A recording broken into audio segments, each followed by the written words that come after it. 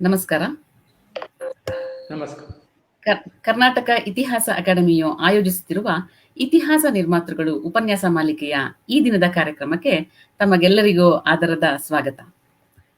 ಈ ದಿನ ಶಾಸನ ತಜ್ಞ ಎಂ ಅಣ್ಣಿಗೇರಿ ಅವರನ್ನು ಕುರಿತಾಗಿ ಉಪನ್ಯಾಸ ನಡೆಸಿಕೊಡಲಿದ್ದಾರೆ ಡಾಕ್ಟರ್ GM ಹೆಗ್ಗಡೆ ಅವರು.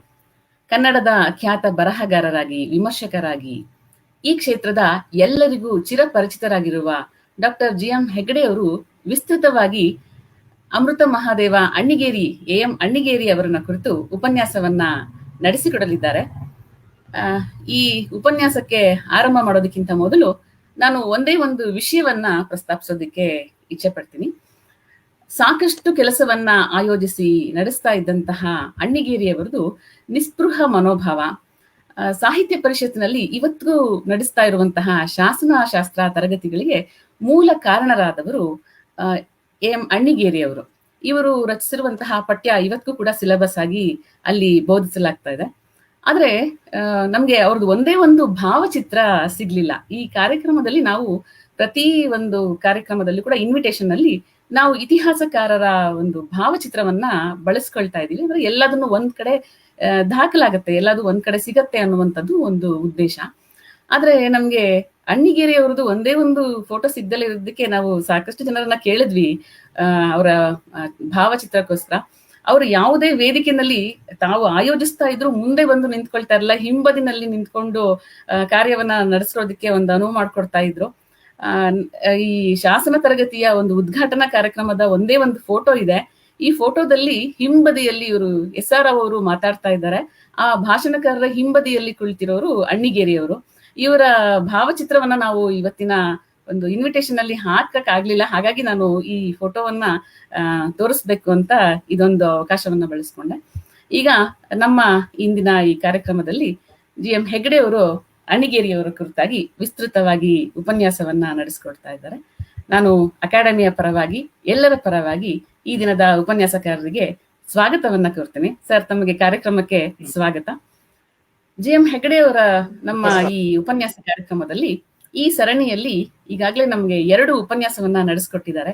PB ದೇಸಾಯಿ ಅವರದು, AK ಶಾಸ್ತ್ರಿ ಅವರ ಕುರಿತಾಗಿ ನಮ್ಗೆ ವಿಸ್ತೃತವಾಗಿ ತಿಳಿಸ್ಕೊಟ್ಟಿದ್ದಾರೆ. ಈ ದಿನ ನಾನು ಅವರನ್ನ ಕಿರು ಪರಿಚಯವನ್ನ ಮಾಡ್ಕೊಡೋದ್ರ ಮೂಲಕ ಅವರ ಇಂದಿನ ಉಪನ್ಯಾಸವನ್ನ ನಾವು ಆರಂಭಿಸೋಣ. ವಿಮರ್ಶಕರಾಗಿ, ಖ್ಯಾತ ಬರಹಗಾರರಾಗಿ ಕನ್ನಡ ಸಾರಸ್ವತ ಲೋಕದಲ್ಲಿ ಇವರು ಚಿರಪರಿಚಿತರು. ಕಿಟಲ್ ಕಲಾ ಮಹಾವಿದ್ಯಾಲಯ ಧಾರವಾಡ, ಇಲ್ಲಿ ಕನ್ನಡ ಪ್ರಾಧ್ಯಾಪಕರು ಹಾಗೂ ಕನ್ನಡ ವಿಭಾಗದ ಮುಖ್ಯಸ್ಥರಾಗಿ ಕಾರ್ಯನಿರ್ವಹಿಸಿ ನಿವೃತ್ತರಾಗಿದ್ದಾರೆ. ಆದರೆ ತಮ್ಮ ನಿರಂತರ ಬರಹದ ಮೂಲಕ ಸದಾ ಕಾರ್ಯಪ್ರವೃತ್ತರಾಗಿರ್ತಾರೆ.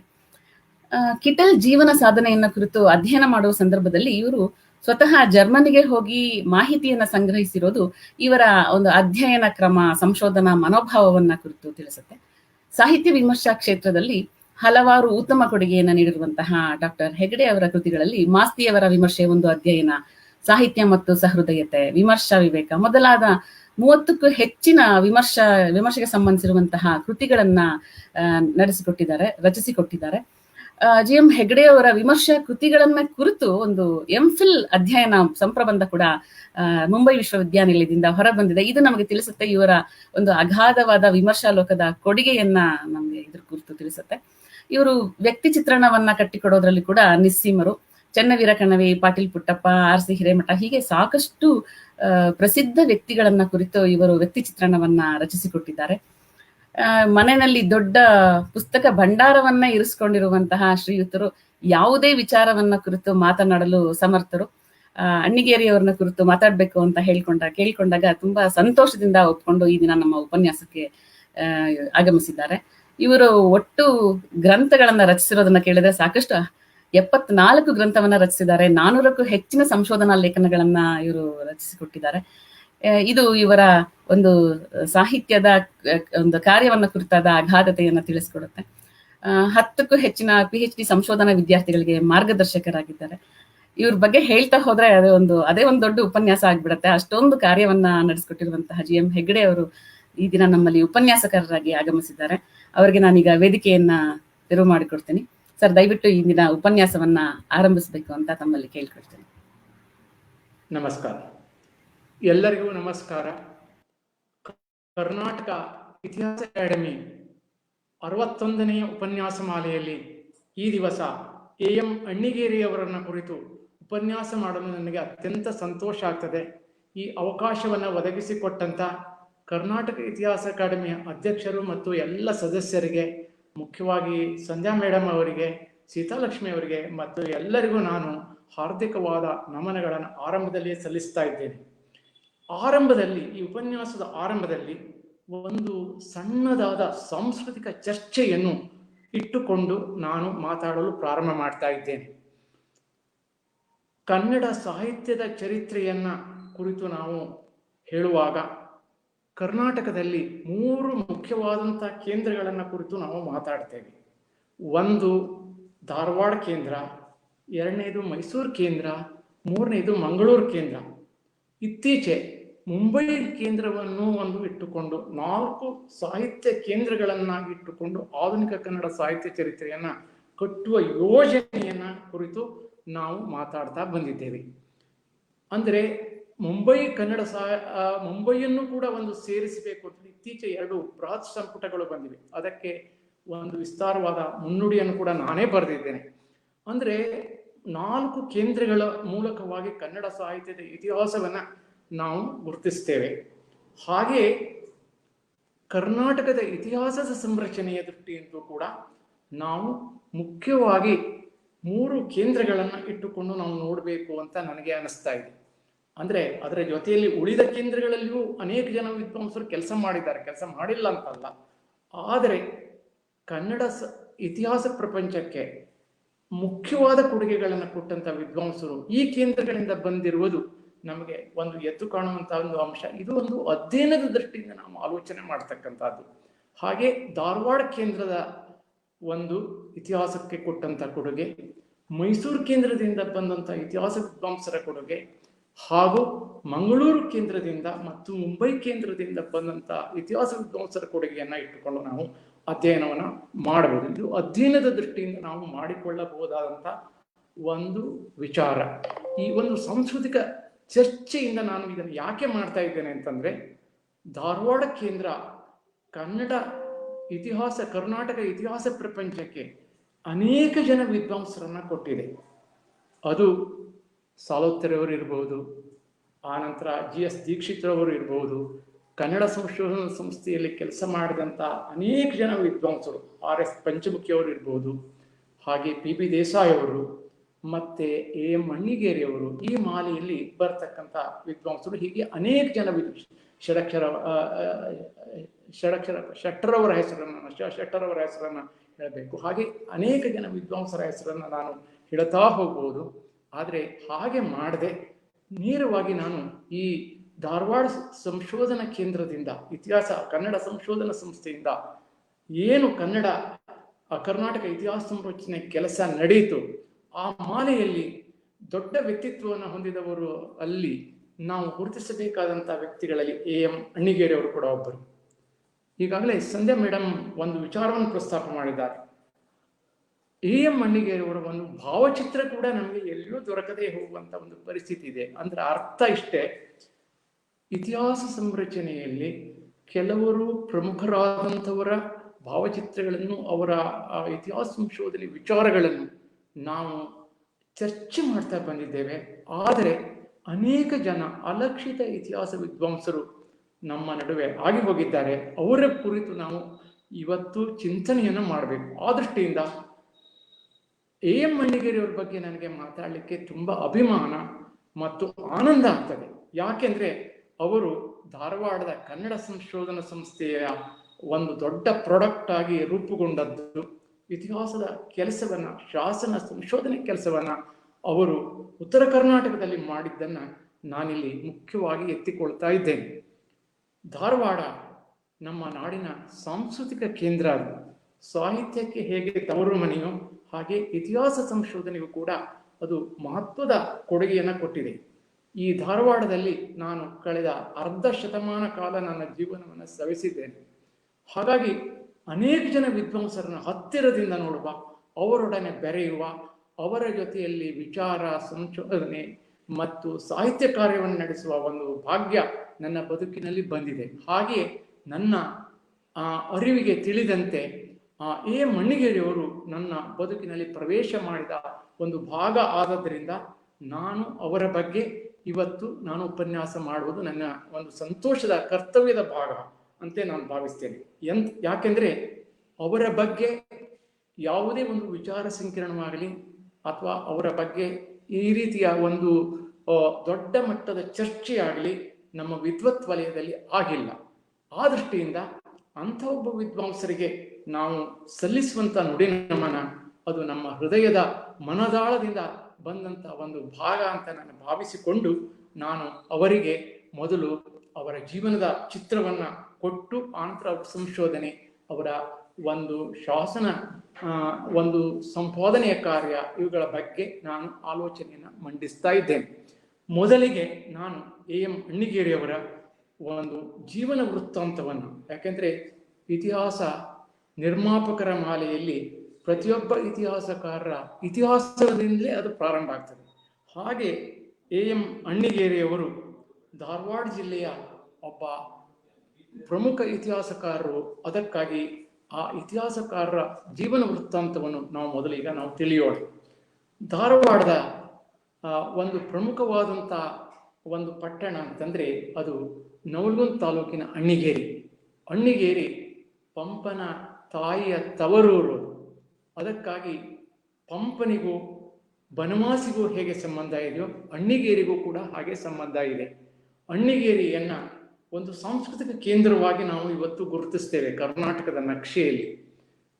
ಅಣ್ಣಿಗೇರಿಯಲ್ಲಿ ಪಂಪನ ಒಂದು ಸ್ಮಾರಕ ಆಗಬೇಕು ಅಂತ ಹಿರಿಯ ಸಂಶೋಧಕರಾಗಿದ್ದಂಥ ಡಾಕ್ಟರ್ ಎಂ ಎಂ ಕಲಬುರ್ಗಿ ಅವರು ತಮಗೆ ಬಂದಂಥ ಪಂಪ ಪ್ರಶಸ್ತಿಯ 1 ಲಕ್ಷ ರೂಪಾಯಿಗಳನ್ನ ಸರ್ಕಾರಕ್ಕೆ ಅದನ್ನು ಹಿಂದಿರುಗಿಸಿ ಅದನ್ನ ಅವರು ಹೇಳಿದ್ರು.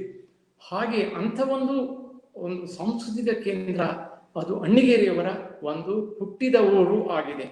6/6/1914 ಅಣ್ಣಿಗೇರಿಯಲ್ಲಿ ಜನಿಸಿದವರು ಅಮೃತ ಮಹಾದೇವ ಅಣ್ಣಿಗೇರಿಯವರು. ಅಮೃತೇಶ್ವರ ದೇವಾಲಯ ಅಣ್ಣಿಗೇರಿಯ ಒಂದು ಪವಿತ್ರವಾದಂಥ ಒಂದು ದೇವಾಲಯ. ಅಮೃತೇಶ್ವರನ ಹೆಸರಿನಲ್ಲಿ ಇರತಕ್ಕಂಥ ಅಮೃತ ಮಹಾದೇವ ಅಣ್ಣಿಗೇರಿಯವರು ಸಾರಸ್ವತ ಪ್ರಪಂಚದಲ್ಲಿ ಎ ಎಂ ಅಣ್ಣಿಗೇರಿಯವರೆಂದೇ ಅವರು ಪ್ರಸಿದ್ಧರು.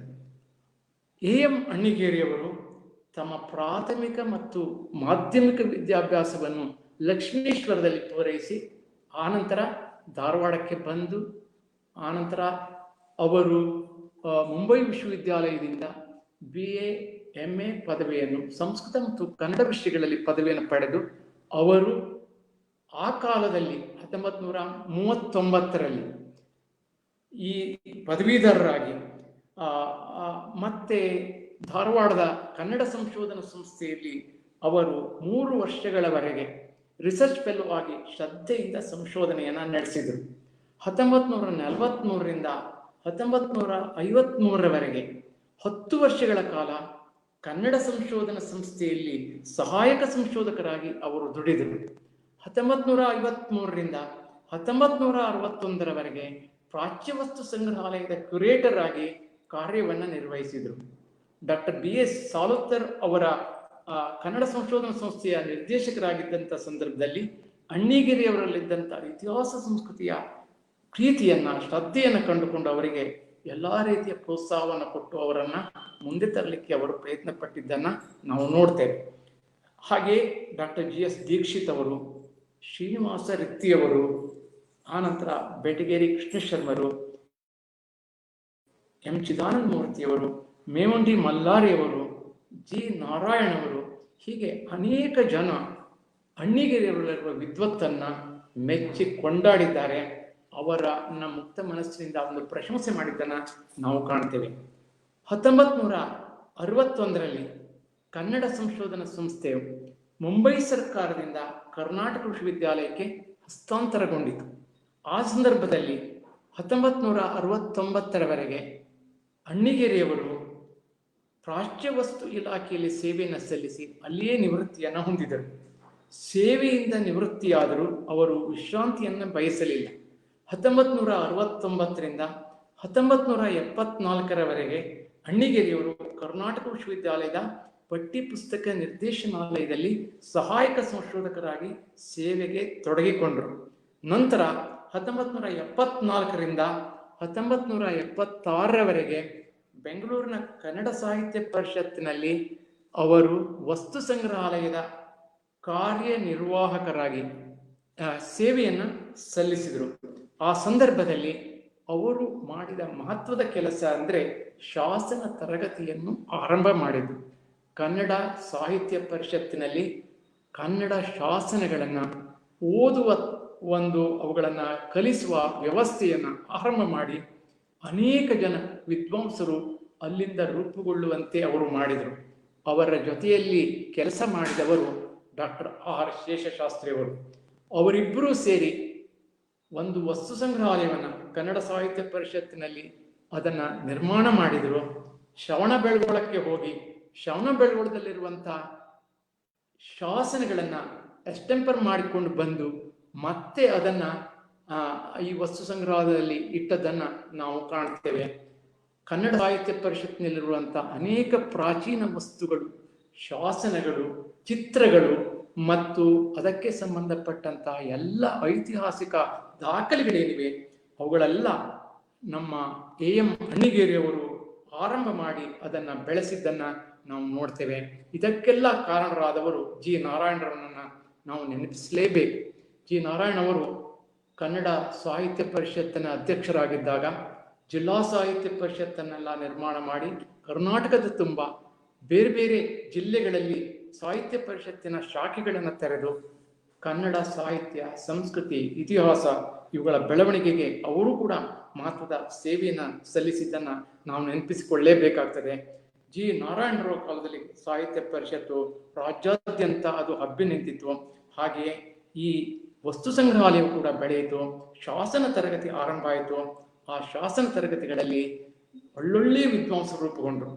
ನಮ್ಮ ಹಿರಿಯ ವಿದ್ವಾಂಸರಾದಂಥ ಗೋಪಾಲರಾಯರು ಶಾಸನ ತರಗತಿಯಲ್ಲಿ ಅವರು ಇದ್ರು ಅಂತದನ್ನು ನಾನು ಕೇಳಿದ್ದೇನೆ. ಹಾಗೆ ಅನೇಕ ಜನ ಬೆಂಗಳೂರಿನಲ್ಲಿರುವಂತಹ ಆ ಶಾಸನ ವಿದ್ವಾಂಸರು, ಸಂಶೋಧಕರು ಆ ಶಾಸನ ತರಗತಿಗಳಲ್ಲಿ ಅವರಿಂದ ಲಾಭವನ್ನು ಮತ್ತು ಅವರ ಪಾಠಗಳನ್ನು ಕೇಳಿದ್ದಾರೆ, ಶಾಸನಗಳನ್ನು ಓದುವುದನ್ನು ಕಲಿತಿದ್ದಾರೆ ಅಂತನ್ನೋದು ನಮಗೆ ಹೆಮ್ಮೆಯನ್ನು ಉಂಟು ಮಾಡ್ತದೆ. ಹೀಗಾಗಿ ಆ ಎಲ್ಲ ವಿದ್ವಾಂಸರ ಪಡೆಯನ್ನು ರೂಪಿಸುವಲ್ಲಿ ಅಮೃತ ಮಹಾದೇವ ಅಣ್ಣಿಗೇರಿಯವರು ಮಹತ್ವದ ಪಾತ್ರವನ್ನು ವಹಿಸಿದರು. ನಮ್ಮ ಹಿರಿಯರನ್ನ ನೆನೆಸುವುದು ಅಂತಂದ್ರೆ ಈ ಸೆಪ್ಟೆಂಬರ್ ತಿಂಗಳಿನಲ್ಲಿ ಶಿಕ್ಷಕರ ದಿನಾಚರಣೆ ನಾವು ಆಚರಿಸ್ತೇವೆ. ಹಾಗೆ ನಮಗೆ ಶಾಸನಗಳನ್ನು ಓದಲು ಕಲಿಸಿದಂತ ನಮ್ಮ ಗುರು ಪರಂಪರೆಯನ್ನ ನಾವು ಒಂದು ರೀತಿಯಲ್ಲಿ ಅವರಿಗೆ ಗೌರವಿಸುವಂತ ಒಂದು ಸಂದರ್ಭ ಇದಾಗಿದೆ ಅಂತ ನಾನಾದರೂ ಭಾವಿಸಿಕೊಳ್ತೇನೆ. ಅನೇಕ ಸಂಶೋಧನಾ ಸಾಮಗ್ರಿಗಳು, ಹಸ್ತಲಿಖಿತ ಗ್ರಂಥಗಳು, ಉಪಯುಕ್ತ ಐತಿಹಾಸಿಕ ದಾಖಲೆಗಳನ್ನ, ಸಂಶೋಧನಾ ಛಾಯಾಚಿತ್ರಗಳನ್ನೆಲ್ಲ ಸಂಗ್ರಹಣೆ ಮಾಡಿ ಒಂದು ರೂಪಕ್ಕೆ ತರುವಂತ ಕೆಲಸವನ್ನ ಪರಿಷತ್ತಿನಲ್ಲಿದ್ದಾಗ ಅಣ್ಣಿಗೇರಿಯವರು ಮಾಡಿದರು ಅಂತನ್ನೋದು ಬಹಳ ಮಹತ್ವದ ಸಂಗತಿ. ಶೇಷಶಾಸ್ತ್ರಿಯವರು ಅವರು ಸಂಶೋಧನೆ ಮಾಡುವಂತ ಸಂದರ್ಭದಲ್ಲಿ ಧಾರವಾಡಕ್ಕೆ ಅವರು 70ರ ದಶಕದ ಆರಂಭದಲ್ಲಿ ಅವರು ಬಂದಿದ್ರು. ಆ ಸಂದರ್ಭದಲ್ಲಿ ಅಣ್ಣಿಗೇರಿಯವರನ್ನ ನಾವು ಭೇಟಿಯಾದೆವು. ಆ ಅಣ್ಣಿಗೇರಿಯವರನ್ನ, ಗೋವಿಂದರಾವ್ ಚುಳುಕಿ ಅವರನ್ನ, ಬೆಟಗೇರಿ ಕೃಷ್ಣಶರ್ಮರನ್ನ ಇವರನ್ನೆಲ್ಲ ಭೇಟಿಯಾದೆವು. ಅಣ್ಣಿಗೇರಿಯವರು ವೀರಗಲ್ಲುಗಳ ಸಂಶೋಧನೆಯನ್ನ ಎಲ್ಲೆಲ್ಲಿ ಮಾಡಬೇಕು, ಧಾರವಾಡ ಜಿಲ್ಲೆಯಲ್ಲಿ ಎಲ್ಲೆಲ್ಲಿ ವೀರಗಲ್ಲುಗಳಿವೆ, ವಿಜಯಪುರ ಜಿಲ್ಲೆಯಲ್ಲಿ ಎಲ್ಲೆಲ್ಲಿದೆ, ಉತ್ತರ ಕನ್ನಡದಲ್ಲಿ ಯಾವ್ಯಾವ ಊರಿಗೆ ನೀವು ಹೋಗ್ಬೇಕು, ಇವೆಲ್ಲ ವಿವರಗಳನ್ನ ಶೇಷಶಾಸ್ತ್ರಿಯವರ ಮುಂದೆ ಅವರು ಹೇಳಿದರು. ಮತ್ತೆ ಅಷ್ಟೇ ಅಲ್ಲ, ತಮ್ಮ ಮನೆಗೆ ನಮ್ಮನ್ನು ಕರೆದು ನಮ್ಮನ್ನ ಒಳ್ಳೆಯ ಊಟ ಹಾಕಿ ನಮ್ಮನ್ನ ಪ್ರೀತಿ ಮಾಡಿದ್ದನ್ನ ನಾನೀಗ ನೆನಪಿಸಿಕೊಳ್ತಾ ಇದ್ದೇನೆ. ಎಂ ಅಣ್ಣಿಗೇರಿಯವರು ಬಹಳ ಬಡತನವನ್ನು ಅನುಭವಿಸಿದಂಥ ಒಬ್ಬ ಸಂಶೋಧಕರು. ಇತಿಹಾಸಕಾರರಲ್ಲಿ ಸಾಕಷ್ಟು ಬಡತನವನ್ನು ಕಂಡಂಥವರು ಮತ್ತು ತಮ್ಮ ಜೀವನವನ್ನ ಒಂದು ಶಾಸನ ಅಧ್ಯಯನಕ್ಕಾಗಿ ಸವೆಸಿದಂಥ ಜೀವ ಅವರ ಆಗಿದ್ರು. ಅವರು ಕೊನೆವರೆಗೂ ಕೂಡ ಒಂದು ಸ್ವಂತ ಮನೆ ಅವರಿಗೆ ಇರಲಿಲ್ಲ. ಇದನ್ನೆಲ್ಲ ಈ ಸಂದರ್ಭದಲ್ಲಿ ಹೇಳಬೇಕೋ ಬಿಡಬೇಕೋ ನನಗೆ ಗೊತ್ತಾಗೋದಿಲ್ಲ. ಆದರೂ ಕೂಡ ಒಬ್ಬ ಬಡ ಇತಿಹಾಸಕಾರ ಹೇಗೆ ಕಷ್ಟಪಟ್ಟಿರ್ಬೋದು. ಈಗ ಮೇವುಂಡಿ ಮಲ್ಲಾರಿಯವರನ್ನ ನಾನು ನೋಡಿದ್ದೇನೆ, ಹಾಗೆ ಅಣ್ಣಿಗೇರಿಯವರು ನೋಡಿದ್ದೇನೆ, ಗೋವಿಂದರಾವ್ ಚುಳುಕಿಯವರು, ಬೆಟಗೇರಿ ಕೃಷ್ಣರು ಇವರೆಲ್ಲ ಬಡತನದಲ್ಲಿ ಅವರು ಕಾಲ ನೂಕಿದ್ದನ್ನು ನೋಡುವಾಗ ಅದು ಒಂದು ಪತ್ರಾವಳಿ ಚಾಳದಲ್ಲಿ ಅವರಿದ್ದರು. ಹಾಗೆ ಅವರ ಶ್ರೀಮತಿಯವರಾದಂಥ ಗಂಗೂತಾಯಿ ಅಣ್ಣಿಗೇರಿಯವರು ಧಾರವಾಡ ಆಕಾಶವಾಣಿ ಕೇಂದ್ರದಲ್ಲಿ ಕಾರ್ಯಕ್ರಮಗಳನ್ನು ಅವರು ಕೊಡ್ತಾ ಇದ್ರು. ಒಳ್ಳೆ ಜಾನಪದ ಗಾಯಕಿ ಕೂಡ ಅವರು ಆಗಿದ್ದರು. ಸಾಂಸ್ಕೃತಿಕ ಕಾರ್ಯಕ್ರಮಗಳಲ್ಲಿ ಅವರು ಕೂಡ ಭಾಗವಹಿಸ್ತಾ ಇದ್ರು. ಅವರ ಮಗಳು ವಿನೋದ, ಆ ವಿನೋದ ಅವರ ಹೆಸರಿನಲ್ಲಿ ಅಣ್ಣಿಗೇರಿಯವರು ಒಂದು ಭವಾನಿ ಪ್ರಕಾಶನವನ್ನು ಆರಂಭ ಮಾಡಿ ಪುಸ್ತಕಗಳನ್ನು ಪ್ರಕಟಿಸುವುದು. ಆ ಕಾಲದಲ್ಲಿ ಪುಸ್ತಕ ಪ್ರಕಟಿಸುವುದು ಬಹಳ ಕಠಿಣವಾದಂಥ ಕಾರ್ಯ ಆಗಿತ್ತು. ಅವರು ಗೋವಿಂದರಾವ್ ಚುಳ್ಕಿ ಅವರು ಸೇರಿಕೊಂಡು ಕನ್ನಡ ಸಾಹಿತ್ಯದ ಸಂವರ್ಧನೆಯಲ್ಲಿ ಮಾಡಿದಂಥ ಕೆಲಸದ ವಿಚಾರವಾಗಿ ನಾನು ಮುಂದೆ ಮತ್ತೆ ಒಂದಷ್ಟು ಮಾತುಗಳನ್ನು ಹೇಳುವುದಿದೆ. ಅದನ್ನು ಆ ಸಂದರ್ಭದಲ್ಲಿ ನಾನು ಹೇಳ್ತೇನೆ. ಈಗ ಇಷ್ಟು ವಿಷಯಗಳನ್ನು ನಾನು ಪ್ರಸ್ತಾಪ ಮಾಡಿದ್ದೇನೆ. ಆನಂತರ ನಾನು ಈಗ ಅಣ್ಣಿಗೇರಿಯವರ ಬದುಕನ್ನು ನಾವು ನೋಡುವುದು ಅಂತಂದರೆ, ಒಂದು ಊದಿನ ಕಡ್ಡಿ ತಾನು ಸುಟ್ಟುಕೊಂಡು ಹೇಗೆ ಹೊರಗಡೆ ಪರಿಮಳವನ್ನು ಕೊಡ್ತದೆಯೋ, ಒಂದು ದೀಪ ತಾನು ಉರಿದು ಬೆಳಕನ್ನು ಬೇರೆಯವರಿಗೆ ಹೇಗೆ ಕೊಡ್ತದೆಯೋ, ಹಾಗೆ ತಮ್ಮಿಂದ ಶಾಸನ ತರಗತಿ, ಶಾಸನ ಪಾಠ, ಶಾಸನ ಸಂಶೋಧನೆ, ಶಾಸನಗಳನ್ನು ಸಂಗ್ರಹಣ ಕಾರ್ಯ ಇವುಗಳನ್ನು ಅಣ್ಣಿಗೇರಿಯವರು ಮಾಡುವುದರ ಮೂಲಕವಾಗಿ ಕರ್ನಾಟಕ ಇತಿಹಾಸ ಪ್ರಪಂಚಕ್ಕೆ ಅಮೂಲ್ಯವಾದಂಥ ಕೊಡುಗೆಯನ್ನು ಕೊಟ್ಟಿದ್ದಾರೆ. ಅವರನ್ನು ಶಾಸನ ತಜ್ಞ ಅಂತ ಗುರುತಿಸಲಾಗುವುದಾದರೂ ಅವರು ಇತಿಹಾಸಕ್ಕೆ ಸಂಬಂಧಪಟ್ಟಂತೆ ಏನೇನು ಕೃತಿಗಳನ್ನು ಬರೆದಿದ್ದಾರೆ, ಅವರ ಕೃತಿಗಳ ವೈಶಿಷ್ಟ್ಯ ಏನು, ಅವುಗಳ ಆ ಒಂದು ಸಂಶೋಧನೆಯ ವಿಚಾರವನ್ನು ನಾನೀಗ ಎತ್ತಿಕೊಳ್ತಾ ಇದ್ದೇನೆ. ಅವರು ಸುಮಾರು 30ಕ್ಕೂ ಹೆಚ್ಚು ಕೃತಿಗಳನ್ನು ನಾನು ನೋಡ್ತಾ ಇದ್ದೇನೆ. ಅವರ ಇಂಗ್ಲಿಷ್ ಬರವಣಿಗೆ ಹಾಗೆ ಕನ್ನಡದ ಬರವಣಿಗೆ ಇವುಗಳೆಲ್ಲ ನೋಡುವಾಗ ಅವರು ನಮ್ಮ ನಾಡಿನ ಸಾಂಸ್ಕೃತಿಕ ಇತಿಹಾಸದ ಸಂರಚನೆಯಲ್ಲಿ ಎಷ್ಟು ದುಡಿದ್ರು ಅಂತನ್ನೋದು ನಮ್ಮ ಗಮನಕ್ಕೆ ಬರ್ತದೆ. ಅವರು ಬರೆದಿರುವಂಥ ಗ್ರಂಥಗಳನ್ನು ಒಂದೊಂದೇ ನಾವು ಎತ್ತಿಕೊಳ್ಳೋಣ. ಬಾದಾಮಿ ಚಾಲುಕ್ಯರ ಕಾಲದ ಇತಿಹಾಸದ ಬಗ್ಗೆ ತುಂಬ ಪ್ರೀತಿ, ಆಸ್ಥೆ, ಅಭಿಮಾನವನ್ನು ಇಟ್ಟುಕೊಂಡಂಥ ಎಂ ಅಣ್ಣಿಗೇರಿಯವರು ಬಾದಾಮಿ, ಬನಶಂಕರಿ, ಮಹಾಕೋಟ, ಶಿವಯೋಗ ಮಂದಿರ ಕುರಿತು 18 ಚಿತ್ರಗಳನ್ನು ಒಳಗೊಂಡಂಥ ಒಂದು ಕೈಪಿಡಿಯನ್ನು 1958ರಲ್ಲಿ ಅವರು ಪ್ರಕಟಿಸಿದರು. ಬಾದಾಮಿಯ ಗುಹಾಂತರ ದೇವಾಲಯಗಳು, ಶಾಸನಗಳು, ವಾಸ್ತುಶಿಲ್ಪ, ಮೂರ್ತಿಶಿಲ್ಪ, ವರ್ಣಚಿತ್ರಗಳ ವೈಶಿಷ್ಟ್ಯಗಳನ್ನು ಅವರು ಚೆನ್ನಾಗಿ ಅದರಲ್ಲಿ ಅವರು ವಿವರಿಸಿದ್ದಾರೆ. ಮೇಣಬಸದಿಗಳ ಮೂರ್ತಿ ಶಿಲ್ಪಗಳ ಸೂಕ್ಷ್ಮ ವೀಕ್ಷಣೆ, ಪುಣ್ಯಕ್ಷೇತ್ರಗಳಾದಂಥ ಮಹಾಕೂಟ, ಬನಶಂಕರಿ ದೇವಾಲಯ, ಶಿವಯೋಗ ಸಾಧನೆಗೆ ಹೆಸರಾದಂಥ ಶಿವಯೋಗ ಮಂದಿರದ ಐತಿಹಾಸಿಕ ಪರಿಚಯ ಇವುಗಳನ್ನೆಲ್ಲ ಅವರು ಪುಸ್ತಕ ರೂಪದಲ್ಲಿ ಜನರಿಗೆ ತಿಳಿಸುವ ಕೆಲಸವನ್ನು ಅವರು ಮಾಡಿದ್ದಾರೆ. ಬಾದಾಮಿ ಮತ್ತು ಪಟ್ಟದಕಲ್ಲು ಇವುಗಳಿಗೆ ಸಂಬಂಧಪಟ್ಟಂತೆ ಅವರು ಬರೆದಂಥ ಗ್ರಂಥಗಳೇನಿವೆ, ಇವತ್ತಿಗೂ ಕೂಡ ಬಾದಾಮಿಗೆ ನಾವು ಹೋದರೆ ಅಲ್ಲಿ ಅವರು ಬರೆದಂಥ ಪುಸ್ತಕಗಳ ಒಂದು ಮಾರಾಟ ಆಗ್ತಾ ಇತ್ತು. ಅಂದರೆ ಎಲ್ಲ ಕರ್ನಾಟಕದಿಂದ ಜನ ಏನು ಪ್ರವಾಸಿಗಳು ಬರ್ತಿದ್ದಾರೆ, ಅವರೆಲ್ಲ ಅವರ ಪುಸ್ತಕಗಳನ್ನು ನೋಡಿ ಅದನ್ನು ಸಂತೋಷ ಪಡ್ತಾ ಇದ್ರು, ತಿಳ್ಕೊಳ್ತಾ ಇದ್ರು. ಆ ಶಿಲ್ಪಕಲೆಯ ವೈಶಿಷ್ಟ್ಯಗಳನ್ನು ಕರ್ನಾಟಕದ ಜನರಿಗೆ ತಿಳಿಸುವ ಕೆಲಸವನ್ನು ಅವರು ಆ ಕಾಲದಲ್ಲಿ ಮಾಡಿದರು ಅಂತನ್ನೋದು ಬಹಳ ಮಹತ್ವದ ಒಂದು ಅಂಶ ಎಂದು ನಾನು ಭಾವಿಸ್ತೇನೆ. ಯಾಕೆಂದರೆ ಇತಿಹಾಸ ಕೇವಲ ಶಿಲ್ಪಕಲೆಯನ್ನು ನೋಡಿ ಆನಂದಿಸುವುದಲ್ಲ, ಆ ಶಿಲ್ಪಕಲೆಯ ವೈಶಿಷ್ಟ್ಯಗಳನ್ನು, ಕರ್ನಾಟಕ ಬೆಳೆದು ಬಂದ ಪರಂಪರೆಯನ್ನು, ಕರ್ನಾಟಕದ ಒಂದು ವಾಸ್ತುಶಿಲ್ಪದ ಬೆಳವಣಿಗೆಯನ್ನು ಹೇಗೆ ಗುರುತಿಸಿದರು ಅಂತನ್ನೋದು ಕೂಡ ಅಷ್ಟೇ ಮಹತ್ವದ್ದು. ಒಟ್ಟು ಅವರ ಸಂಶೋಧನೆಯ ಸಾರವನ್ನು ಕೊನೆಗೆ ನಾವು ಆಲೋಚನೆಯನ್ನು ಮಾಡೋಣ. ಅದಕ್ಕಿಂತ ಮುಂಚಿತವಾಗಿ ಅವರು ಚಾಲುಕ್ಯರ ಇತಿಹಾಸಕ್ಕೆ ಸಂಬಂಧಪಟ್ಟಂತೆ ಏನೇನು ಗ್ರಂಥಗಳನ್ನು ಬರೆದಿದ್ದಾರೆ ಅಂತ ನೋಡೋಣ. ಅವರು ಪಟ್ಟದಕಲ್ಲಿನ ದೇವಾಲಯಗಳ ಬಗ್ಗೆ ಬರೆದಂಥ ಗ್ರಂಥಗಳು ಕೂಡ ಅಷ್ಟೇ ಮಹತ್ವದ್ದು ಅಂತ ನಾನು ಇಲ್ಲಿ ಹೇಳಲಿಕ್ಕೆ ಇಷ್ಟಪಡ್ತೇನೆ. ಅಣ್ಣಿಗೇರಿಯವರು ಬಾದಾಮಿ ಶಿಲ್ಪಕಲೆ ಮತ್ತು ಪಟ್ಟದಕಲ್ಲಿನ ಗುಡಿಗಳು, ಅದರಂತೆ ಐಹೊಳೆಯ ಶಿಲ್ಪಕಲೆ, ವಾಸ್ತುಶಿಲ್ಪ, ಶಿಲಾಶಾಸನಗಳ ಬಗ್ಗೆ ಕನ್ನಡದಲ್ಲಿ ಪುಸ್ತಕವನ್ನು ಬರೆದ ಮೊದಲಿಗರಲ್ಲಿ ಒಬ್ಬರು ಅಂಥೇಳಿ ಯಾರೋ ಒಬ್ಬ ವಿದ್ವಾಂಸರು ಅಭಿಪ್ರಾಯವನ್ನು ವ್ಯಕ್ತಪಡಿಸಿದ್ದಾರೆ. ಇಂಗ್ಲಿಷ್ನಲ್ಲಿ ಅನೇಕ ಜನ ಪಾಶ್ಚಾತ್ಯ ವಿದ್ವಾಂಸರು ಅಲ್ಲಿಯ ಶಿಲ್ಪಕಲೆಯ ವೈಶಿಷ್ಟ್ಯವನ್ನು ಕುರಿತು ಗ್ರಂಥಗಳನ್ನು ರಚನೆ ಮಾಡಿದ್ದಾರೆ. ಕನ್ನಡದಲ್ಲಿ ಜನಸಾಮಾನ್ಯರಿಗಾಗಿ ಇತಿಹಾಸ, ಇವತ್ತು ನಾವು ವಿದ್ವಾಂಸರಿಗಾಗಿ ಇತಿಹಾಸವನ್ನು ರಚನೆ ಮಾಡ್ತೇವೆ. ವಿದ್ವತ್ಪೂರ್ಣವಾದಂಥ ಚರ್ಚೆಗಳನ್ನು ವಾಸ್ತುಶಿಲ್ಪದ ದೃಷ್ಟಿಯಿಂದ, ಶಿಲ್ಪಕಲೆಯ ಬೆಳವಣಿಗೆ ಇತಿಹಾಸದ ದೃಷ್ಟಿಯಿಂದ ನೋಡ್ತೇವೆ. ಆದರೆ ಈ ಜನಸಾಮಾನ್ಯರಿಗೆ ಇತಿಹಾಸವನ್ನು ಹೇಳುವಂಥದ್ದು, ಅವುಗಳಿಗೆ ತಿಳುವಳಿಕೆಯನ್ನು ಕೊಡತಕ್ಕಂಥದ್ದು, ಅದು ಕೂಡ ಬಹಳ ಮಹತ್ವದ ಕೆಲಸ. ಅದನ್ನು ಅವರು ಬಾದಾಮಿ, ಪಟ್ಟದಕಲ್ಲು, ಐಹೊಳೆ ಈ ಎಲ್ಲ ಗ್ರಂಥಗಳ ಮೂಲಕವಾಗಿ ಅವರು ಮಾಡಿದ್ದಾರೆ. ಅಣ್ಣಿಗೇರಿಯವರು ಬರೆದಂಥ ಒಂದು ಮಹತ್ವದ ಗ್ರಂಥ ಐಹೊಳೆ ಸಂಸ್ಕೃತಿ ಮತ್ತು ಕಲೆ ಎನ್ನುವಂಥ ಒಂದು ಗ್ರಂಥ 1974ರಲ್ಲಿ ಕರ್ನಾಟಕ ವಿಶ್ವವಿದ್ಯಾಲಯದ ಪಠ್ಯಪುಸ್ತಕ ಒಂದು ಇಲಾಖೆಯಿಂದ ಅದು ಪ್ರಕಟ ಆಗಿದೆ.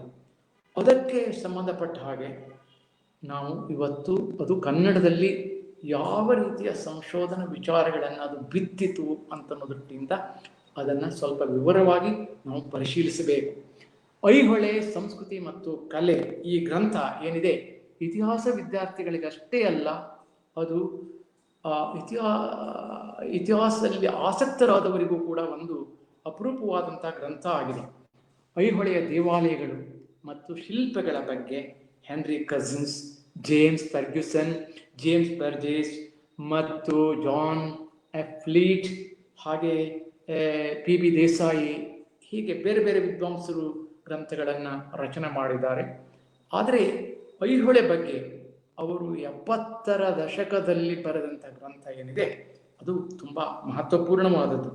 ಈ ಗ್ರಂಥವನ್ನು ಕುರಿತು ಬಹಳ ಮಹತ್ವದ ವಿಚಾರವನ್ನು ನಾವೀಗ ಆಲೋಚನೆಯನ್ನು ಮಾಡೋದಾದರೆ, ನಾನು ಡಾಕ್ಟರ್ ಎಂ ಚಿದಾನಂದ ಮೂರ್ತಿಯವರು ಅದರ ಬಗ್ಗೆ ಬರೆದಂಥ ಒಂದು ಸಂಶೋಧನೆ ವಿಚಾರವನ್ನು ನಿಮ್ಮ ಮುಂದೆ ಪ್ರಸ್ತುತಪಡಿಸ್ತಾ ಇದ್ದೇನೆ.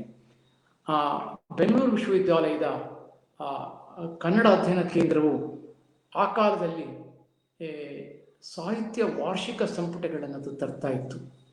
ಅದು ಒಂದು ಅಧ್ಯಯನ ಕೇಂದ್ರದ ಇತಿಹಾಸದಲ್ಲಿ ಒಂದು ಸುವರ್ಣಯುಗ ಅಂತಲೇ ನಾನು ಭಾವಿಸ್ತೇನೆ. ಜೆ ಶಿವರುದ್ರಪ್ಪನವರ ಒಂದು ನೇತೃತ್ವದಲ್ಲಿ ಚಿದಾನಂದಮೂರ್ತಿಯವರು, ಹಂಪನಾಗರಾಜ ಎಲ್ಲ ದೊಡ್ಡ ದೊಡ್ಡ ವಿದ್ವಾಂಸರು ಇದ್ದಂಥ ಕಾಲ ಅದು.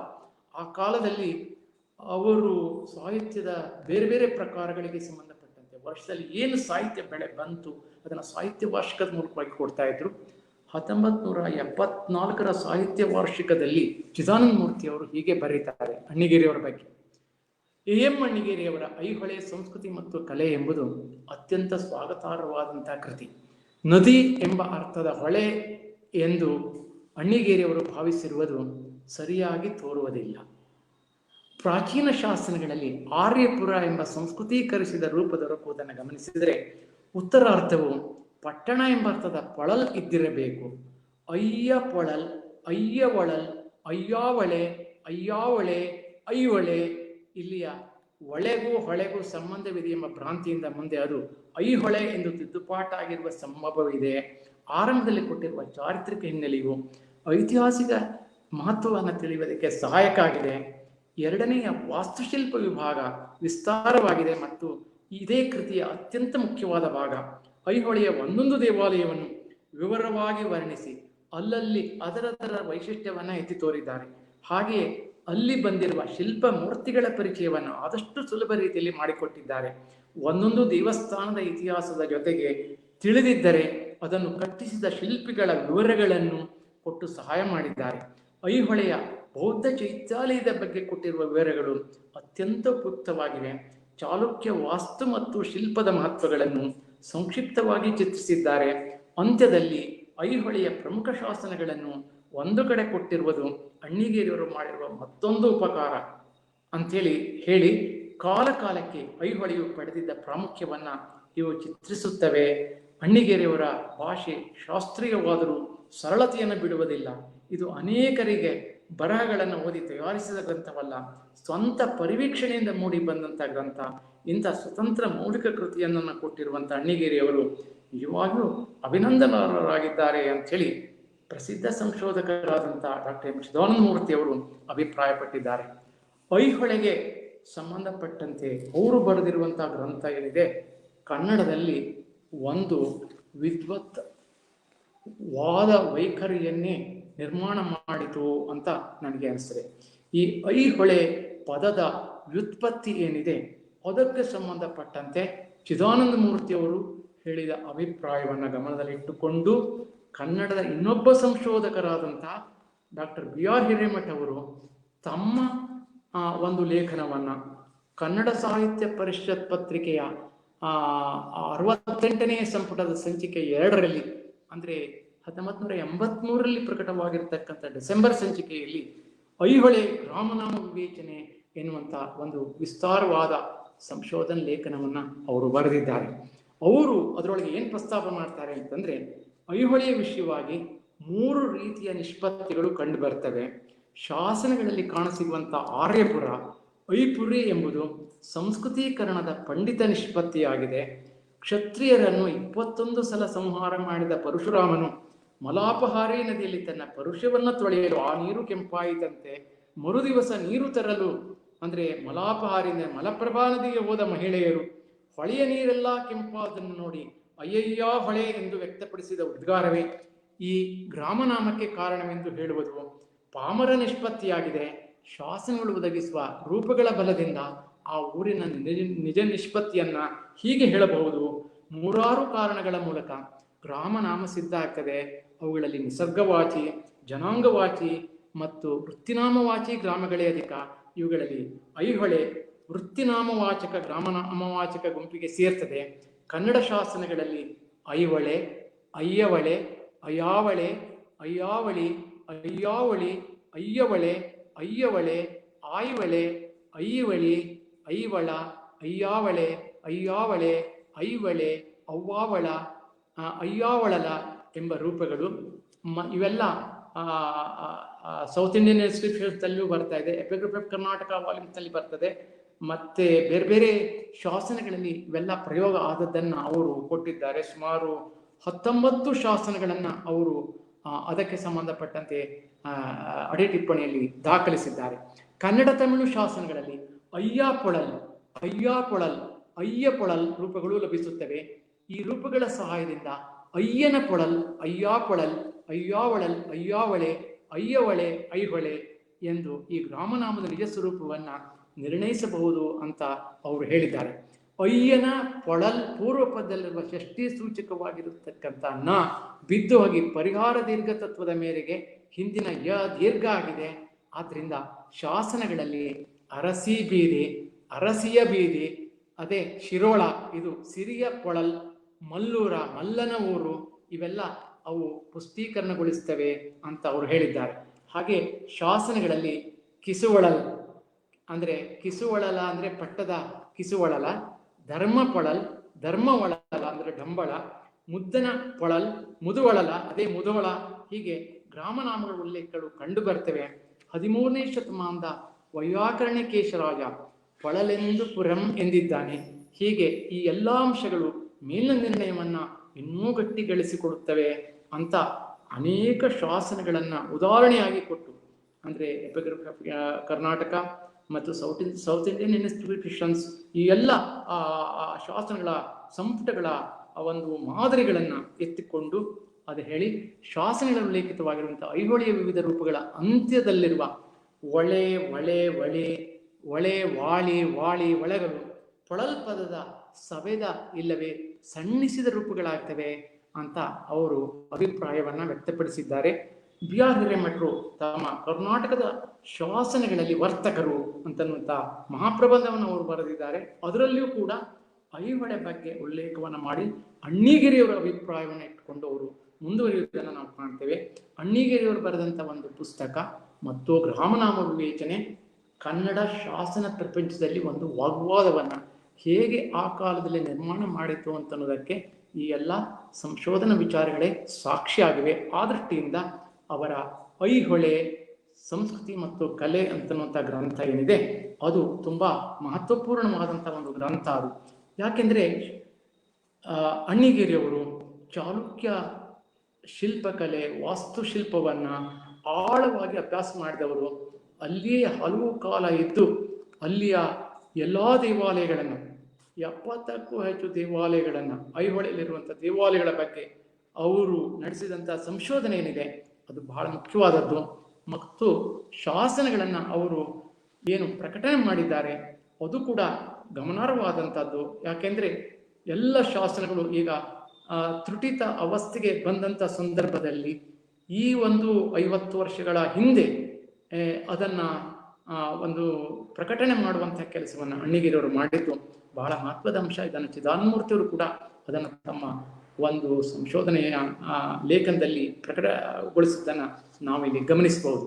ಹೀಗಾಗಿ ಅಣ್ಣಿಗೇರಿಯವರು ಒಬ್ಬ ಶಾಸನ ತಜ್ಞರಾಗಿ ಶಾಸನಗಳನ್ನು ಒಂದು ಸಂಪಾದನೆ ಮಾಡುವುದರ ಮೂಲಕವಾಗಿ ನಮಗೆ ಅದರ ಮಹತ್ವವನ್ನು ತಿಳಿಸಿಕೊಟ್ಟಿರುವಂಥದ್ದು. ಅಣ್ಣಿಗೇರಿಯವರು, ನಾವು ಶೇಷಶಾಸ್ತ್ರಿಯವರು ಅವ್ರ ಜೊತೆ ಚರ್ಚೆ ಮಾಡುವಾಗ ಒಂದು ಮಾತನ್ನು ಹೇಳಿದರು, ಅದು ನನ್ನ ನೆನಪಿನ ಭಂಡಾರದಲ್ಲಿ ಇನ್ನೂ ಉಳ್ಕೊಂಡಿದೆ. ಅವರು ಏನು ಹೇಳಿದರು ಅಂದರೆ, ಐಹೊಳೆಯ ದುರ್ಗಾ ದೇವಾಲಯ ಏನಿದೆ ಅದರ ವಾಸ್ತುಶಿಲ್ಪದ ರಚನೆ ಏನಿದೆ, ದೆಹಲಿಯ ನಮ್ಮ ಪಾರ್ಲಿಮೆಂಟ್ ಭವನ ಏನಿದೆ, ಅದಕ್ಕೆ ಒಂದು ಹಿನ್ನೆಲೆ. ಇವತ್ತು ನಾವು ಅದನ್ನು ನೋಡಿ ಕೊಂಡಾಡ್ತೇವೆ ಅದರ ವಾಸ್ತುಶಿಲ್ಪವನ್ನು. ಆದರೆ 1000 ವರ್ಷದ ಹಿಂದೆ ನಮ್ಮ ಕರ್ನಾಟಕದ ವಾಸ್ತುಶಿಲ್ಪ ಹೇಗೆ ಒಂದು ಮಹತ್ವವನ್ನು ಪಡೆದಿತ್ತು, ಅವರು ನಮ್ಮ ವಾಸ್ತುಶಿಲ್ಪ ತಜ್ಞರು ಇದಕ್ಕೆ ಬೇಕಾದಂಥ ಒಂದು ಆಯಾಮವನ್ನು ಅವರು ಒದಗಿಸಿದ್ರು ಅಂತನ್ನೋದನ್ನು ಅವರು ನಮ್ಮ ಮುಂದೆ ಪ್ರಸ್ತಾಪ ಮಾಡಿದ್ರು. ಅಂದರೆ ನಮ್ಮ ವಾಸ್ತುಶಿಲ್ಪದ ರಚನೆ ಏನಿದೆ, ಅದರ ಒಂದು ಮಹತ್ವ ಏನಿದೆ, ಅದು ತುಂಬ ಗಮನಾರ್ಹವಾಗಿರುವಂಥದ್ದು. ಆ ದೃಷ್ಟಿಯಿಂದ ಅಲ್ಲಿಯ ದುರ್ಗಾ ದೇವಾಲಯದ ವಾಸ್ತುಶಿಲ್ಪದ ರಚನೆಯ ಬಗ್ಗೆ ಹೊಸ ಹೊಸ ವಿಚಾರಗಳನ್ನು ಅವರು ವ್ಯಕ್ತಪಡಿಸಿದ್ದನ್ನು ನಾವಿಲ್ಲಿ ನೆನಪಿಸಿಕೊಳ್ತೇವೆ. ಮತ್ತು ವೀರಗಲ್ಲುಗಳ ಬಗ್ಗೆಯೂ ಕೂಡ ಅವರಿಗೆ ಆಳವಾದ ಒಂದು ಜ್ಞಾನ ಇತ್ತು. ಎಲ್ಲೆಲ್ಲಿ ವೀರಗಲ್ಲುಗಳಿವೆ ಆ ವೀರಗಲ್ಲುಗಳ ಶಿಲ್ಪದ ಬಗ್ಗೆ ಅದರ ಬಗ್ಗೆ ಕೂಡ ಶೇಷಶಾಸ್ತ್ರಿಗಳ ಜೊತೆಯಲ್ಲಿ ಅವರು ಚರ್ಚೆ ಮಾಡಿದ್ದನ್ನು ನೆನಪಿಸಿಕೊಳ್ಳಬೇಕಾದಂಥದ್ದು. ಹಾಗೆ ಶಾಸನ ತರಗತಿಗಳನ್ನು ಹೇಳುವಾಗಲೂ ಕೂಡ ಅವರು ಪ್ರತಿಯೊಂದು ಶಾಸನವನ್ನು ಓದುವುದು ಹೇಗೆ, ಅವುಗಳ ಒಂದು ಅರ್ಥೈಸುವುದು ಹೇಗೆ, ಅವುಗಳ ಪದನಿಷ್ಪತ್ತಿ ಹೇಗೆ, ಗ್ರಾಮನಾಮ ವಿವೇಚನೆ ಹೇಗೆ, ಮತ್ತು ಶಾಸನಗಳಲ್ಲಿ ಇತಿಹಾಸದ ಅಂಶಗಳು ಹೇಗೆ ಅವು ಪ್ರಕಟವಾಗಿವೆ, ಇವುಗಳನ್ನೆಲ್ಲ ತೋರಿಸಿಕೊಟ್ಟಿದ್ದನ್ನು ನಾವು ನೋಡ್ತೇವೆ. ಸೌತ್ ಇಂಡಿಯನ್ ಇನ್ಸ್ಕ್ರಿಪ್ಷನ್ಸ್ ಮತ್ತು ಸಂಪುಟ 15 ಮತ್ತು ಐಹೊಳೆಯ ಶಾಸನ ಇವುಗಳಲ್ಲದೆ ತಾವೇ ಸ್ವತಃ ಓದಿದ ಶಾಸನಗಳನ್ನು ಡಾಕ್ಟರ್ ಎನ್ ಗುಪ್ತಾ ಅವರು ಬರೆದಂಥ the art and architecture and Aihole, doctor K Shivaram ಕಾರಂತರ ಚಾಲುಕ್ಯ ಸ್ಕಲ್ಪ್ಚರ್, ಈ ಕೆಲವು ಗ್ರಂಥಗಳನ್ನು ಅಭ್ಯಸಿ ಕನ್ನಡಿಗನೇ ಆಗಿ ಕನ್ನಡ ನಾಡು ನುಡಿಬಲ್ಲವನಾದ ನಾನು ಹೆಚ್ಚಿನ ಸಂಗತಿಗಳನ್ನು ಹೇಳಬಲ್ಲೆ ಎಂಬ ಆತ್ಮವಿಶ್ವಾಸದಿಂದ ಈ ಗ್ರಂಥವನ್ನು ರಚಿಸಿರುವುದಾಗಿ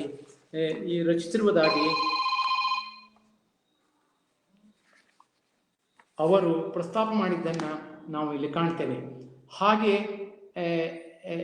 ಇನ್ನೊಂದು ಮಹತ್ವದ ಮಾತು ಅಂತಂದರೆ, ಕ್ರಿಸ್ತಶಕ 5ನೇ ಶತಮಾನದಿಂದ 13ನೇ ಶತಮಾನದ ಮಧ್ಯ ಕಾಲಾವಧಿಯಲ್ಲಿ ಕಟ್ಟಲ್ಪಟ್ಟಂಥ ದೇವಾಲಯಗಳಿಂದ ಗಣ್ಯ ಕಲಾ ಕೇಂದ್ರವಾಗಿ, ಧಾರ್ಮಿಕ ಸ್ಥಳವಾಗಿ, ಸಾಂಸ್ಕೃತಿಕ ರಾಜಧಾನಿಯಾಗಿ ಮೆರೆದಂಥ ಐಹೊಳೆಯನ್ನು ಕುರಿತು ಕನ್ನಡದಲ್ಲಿ ಬಂದ ಅಧಿಕೃತ ಗ್ರಂಥ ಇದು ಅಂತ ನಾವು ಹೇಳಬಹುದು. ಹೀಗಾಗಿ ಐಹೊಳೆಯ ಕಲಾ ಸಂಪತ್ತನ್ನು ಈ ಗ್ರಂಥದಲ್ಲಿ ಅವರು ನಮಗೆ ಸೆರೆ ಹಿಡಿದು ತೋರಿಸಿದ್ದಾರೆ. ಐಹೊಳೆಯ ಶಿಲ್ಪಕಲೆಯ ಆಗರ, ಕನ್ನಡಿಗರ ಅದು ಗುಪ್ತನಿಧಿ, ಅಣ್ಣಿಗೇರಿಯವರು ಈ ಸಂಪತ್ತನ್ನು ಹೊರತರುವಲ್ಲಿ ಬಹಳಷ್ಟು ಶ್ರಮಿಸಿದ್ದಾರೆ ಅಂಥೇಳಿ ಅದರ ಬಗ್ಗೆ ಅದೊಂದು ಉಪಯುಕ್ತವಾದಂಥ ಪುಸ್ತಕ ಅಂಥೇಳಿ ಅದಕ್ಕೆ ಮೆಚ್ಚುಗೆಯ ಪ್ರಶಂಸೆ ಆ ಕಾಲದಲ್ಲಿ ಬಂದದ್ದನ್ನು ನಾವಿಲ್ಲಿ ನೆನಪಿಸಿಕೊಳ್ಳಬಹುದು.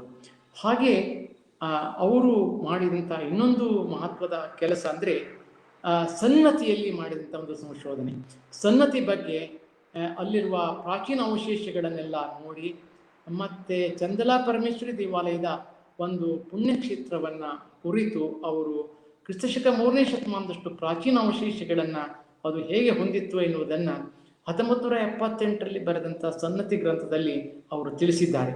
ಸನ್ನತಿಯ ಮಹತಿಯನ್ನು ಪರಿಚಯಿಸಿದಂಥ ಕಪಟಾಳ್ ಕೃಷ್ಣರಾಯರು, ಬೌದ್ಧ ಅವಶೇಷಗಳನ್ನು ಬೆಳಕಿಗೆ ತಂದಂಥ ನಾಗರಾಜು ಅವರು, ಎಂ ಶೇಷಾದ್ರಿಯವರು ಮಿಥಿಕ್ ಸೊಸೈಟಿಯ ತ್ರೈಮಾಸಿಕ ಪತ್ರಿಕೆಯಲ್ಲಿ 1965 ಮತ್ತು 66ರಲ್ಲಿ ಪ್ರಕಟಿಸಿದಂಥ ಬುದ್ಧಿಸ್ಟ್ ಮಾನ್ಯುಮೆಂಟ್ಸ್ ಆಫ್ ಸನ್ನತಿ, 1968ರಲ್ಲಿ ಕರ್ನಾಟಕ ಯೂನಿವರ್ಸಿಟಿ ಜರ್ನಲ್ ಮತ್ತು ಇಲಸ್ಟ್ರೇಟೆಡ್ ವೀಕ್ಲಿಯಲ್ಲಿ PB ದೇಸಾಯಿ ಅವರು ಬರೆದಂಥ ಲೇಖನಗಳು, ಚಂದ್ರಲಾಂಬಾ ಸ್ತೋತ್ರ ಮಂಜರಿ ಮತ್ತು PB ದೇಶಪಾಂಡೆ ಅವರು ರಚಿಸಿದಂಥ ಚಂದ್ರಲೋಪಾಖ್ಯಾನ ಮುಂತಾದ ಗ್ರಂಥಗಳನ್ನು ಕೂಲಂಕುಷವಾಗಿ ಅಭ್ಯಸಿಸಿ ಸ್ವತಃ ಸನ್ನತಿಗೆ ಹೋಗಿ ಸನ್ನತಿಯ ಐತಿಹಾಸಿಕ ವೈಶಿಷ್ಟ್ಯಗಳನ್ನು ನೋಡಿ ಅಣ್ಣಿಗೇರಿಯವರು ಒಂದು ಪುಟ್ಟ ಪುಸ್ತಕವನ್ನು ಅವರು ಬರೆದಿದ್ದನ್ನು ಇಲ್ಲಿ ನೆನಪಿಸಿಕೊಳ್ಬೇಕು.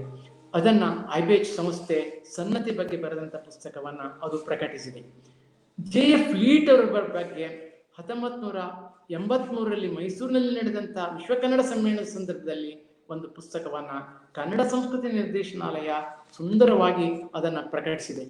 ಕನ್ನಡ ಭಾಷೆ, ಸಾಹಿತ್ಯ, ಸಂಸ್ಕೃತಿಗಳಲ್ಲಿ ಅಪಾರವಾದ ಆಸಕ್ತಿಯನ್ನು ತಳೆದು ಆ ದಿಶೆಯಲ್ಲಿ ಪರಿಶ್ರಮ ವಹಿಸಿದಂಥ ವಿದೇಶಿ ವಿದ್ವಾಂಸರಲ್ಲಿ ಒಬ್ಬರಾಗಿರುವ ಫ್ಲೀಟರ ಶಾಸನ ಕ್ಷೇತ್ರಕ್ಕೆ ಕೊಟ್ಟಂತ ಕೊಡುಗೆಯನ್ನ ನಾವು ಮರೆಯುವಂತಿಲ್ಲ. ಅವರ ಸಂಶೋಧನಾ ಕಾರ್ಯದ ಬಗ್ಗೆ ಅಣ್ಣಿಗೇರಿಯವರು ಹೀಗೆ ಅದರೊಳಗೆ ಬರೆದಿದ್ದಾರೆ. ಫ್ಲೀಟರು ಪ್ರತಿಯೊಂದು ಶಾಸನವನ್ನು ಪರಿಶೋಧಿಸಿ ಬೇರೆ ಟಿಪ್ಪಣಿಗಳ ಸಮೇತ ಪ್ರಕಟಿಸಿದರು. ಅವರ ವಿಚಕ್ಷಣತೆ ಎಷ್ಟಿತ್ತಂದರೆ ಪ್ರತಿಯೊಂದು ಶಾಸನದ ಬಗ್ಗೂ ಅದು ದೊರೆತ ಸ್ಥಳ, ಅದರ ಗಾತ್ರ, ಅದು ಇರುವ ಸ್ಥಿತಿ, ಅದರ ಲಿಪಿ ವೈಶಿಷ್ಟ್ಯ, ದೋಷಗಳು, ಶಾಸನದ ಭಾಷೆ, ಅದರಲ್ಲಿನ ಅಪೂರ್ವ ಪದಗಳು, ರಾಜರ ವಿಷಯ, ಕುಲದ ಇತಿಹಾಸ, ಅಪೂರ್ವ ಸಾಂಸ್ಕೃತಿಕ ಅಂಶಗಳು ಮುಂತಾಗಿ ಚರ್ಚಿಸಿದ್ದಾರೆ ಅಂತ ಹೇಳಿದ್ದಾರೆ. ಹೀಗಾಗಿ ಅವರು ಫ್ಲೀಟರ ಬಗ್ಗೆ ಅವರು ಬರೆದಂಥ ಪುಸ್ತಕದಲ್ಲಿ ಎಲ್ಲ ಮಾಹಿತಿ ಇರುವುದನ್ನು ನಾವು ಕಾಣ್ತೇವೆ. ಹಾಗೆ ಅಣ್ಣಿಗೇರಿ ಬರೆದಂಥ ಮತ್ತೊಂದು ಪುಸ್ತಕ ಕರ್ನಾಟಕ ಇತಿಹಾಸ ಸಂಶೋಧಕರು ಅಂತನ್ನುವಂಥದ್ದು. ಅದು 1985ರಲ್ಲಿ ಅದು ಪ್ರಕಟಣೆಗೊಂಡಿದೆ. 13 ಜನ ಕರ್ನಾಟಕ ಇತಿಹಾಸ ಸಂಶೋಧಕರ ಸಂಕ್ಷಿಪ್ತ ಜೀವನ ಚರಿತ್ರೆಯನ್ನ ನಾವು ಅಲ್ಲಿ ಕಾಣ್ತೇವೆ. ಬೆಂಗಳೂರಿನ ಮಿಥಿಕ್ಸ್ ಸೊಸೈಟಿ ತನ್ನ ಅಮೃತ ಮಹೋತ್ಸವದ ಸಂದರ್ಭದಲ್ಲಿ ಇತಿಹಾಸ ಸಂಶೋಧಕರನ್ನ ಕುರಿತು ವಿಶೇಷ ಉಪನ್ಯಾಸಗಳನ್ನು ಏರ್ಪಡಿಸಿತ್ತು. ಆ ಸಂದರ್ಭದಲ್ಲಿ BL ರೈಸರನ್ನ ಕುರಿತು ಮಾತಾಡಿದ ಮೇಲೆ ಇನ್ನೂ ಹಲವಾರು ಜನ ವಿದ್ವಾಂಸರು ಮಾಡಿದ ಭಾಷಣಗಳನ್ನು ಕೇಳಿ ಕರ್ನಾಟಕದ ಇತಿಹಾಸ ಸಂಶೋಧಕರು ಮಾಡಿದ ಕಾರ್ಯವನ್ನ ತಿಳಿಸಿಕೊಡುವಂತ ಗ್ರಂಥ ಕನ್ನಡದಲ್ಲಿ ಒಂದೂ ಇಲ್ಲ ಮತ್ತು ಅದರ ವಿಶ್ವವಾಗಿ ಬರೆಯುವ ಅವಶ್ಯಕತೆಯನ್ನ ಇದೆ ಅಂತ ತಿಳಿದುಕೊಂಡು ಅವರು ಈ ಕೃತಿಯನ್ನು ರಚನೆ ಮಾಡಿದ್ದಾರೆ.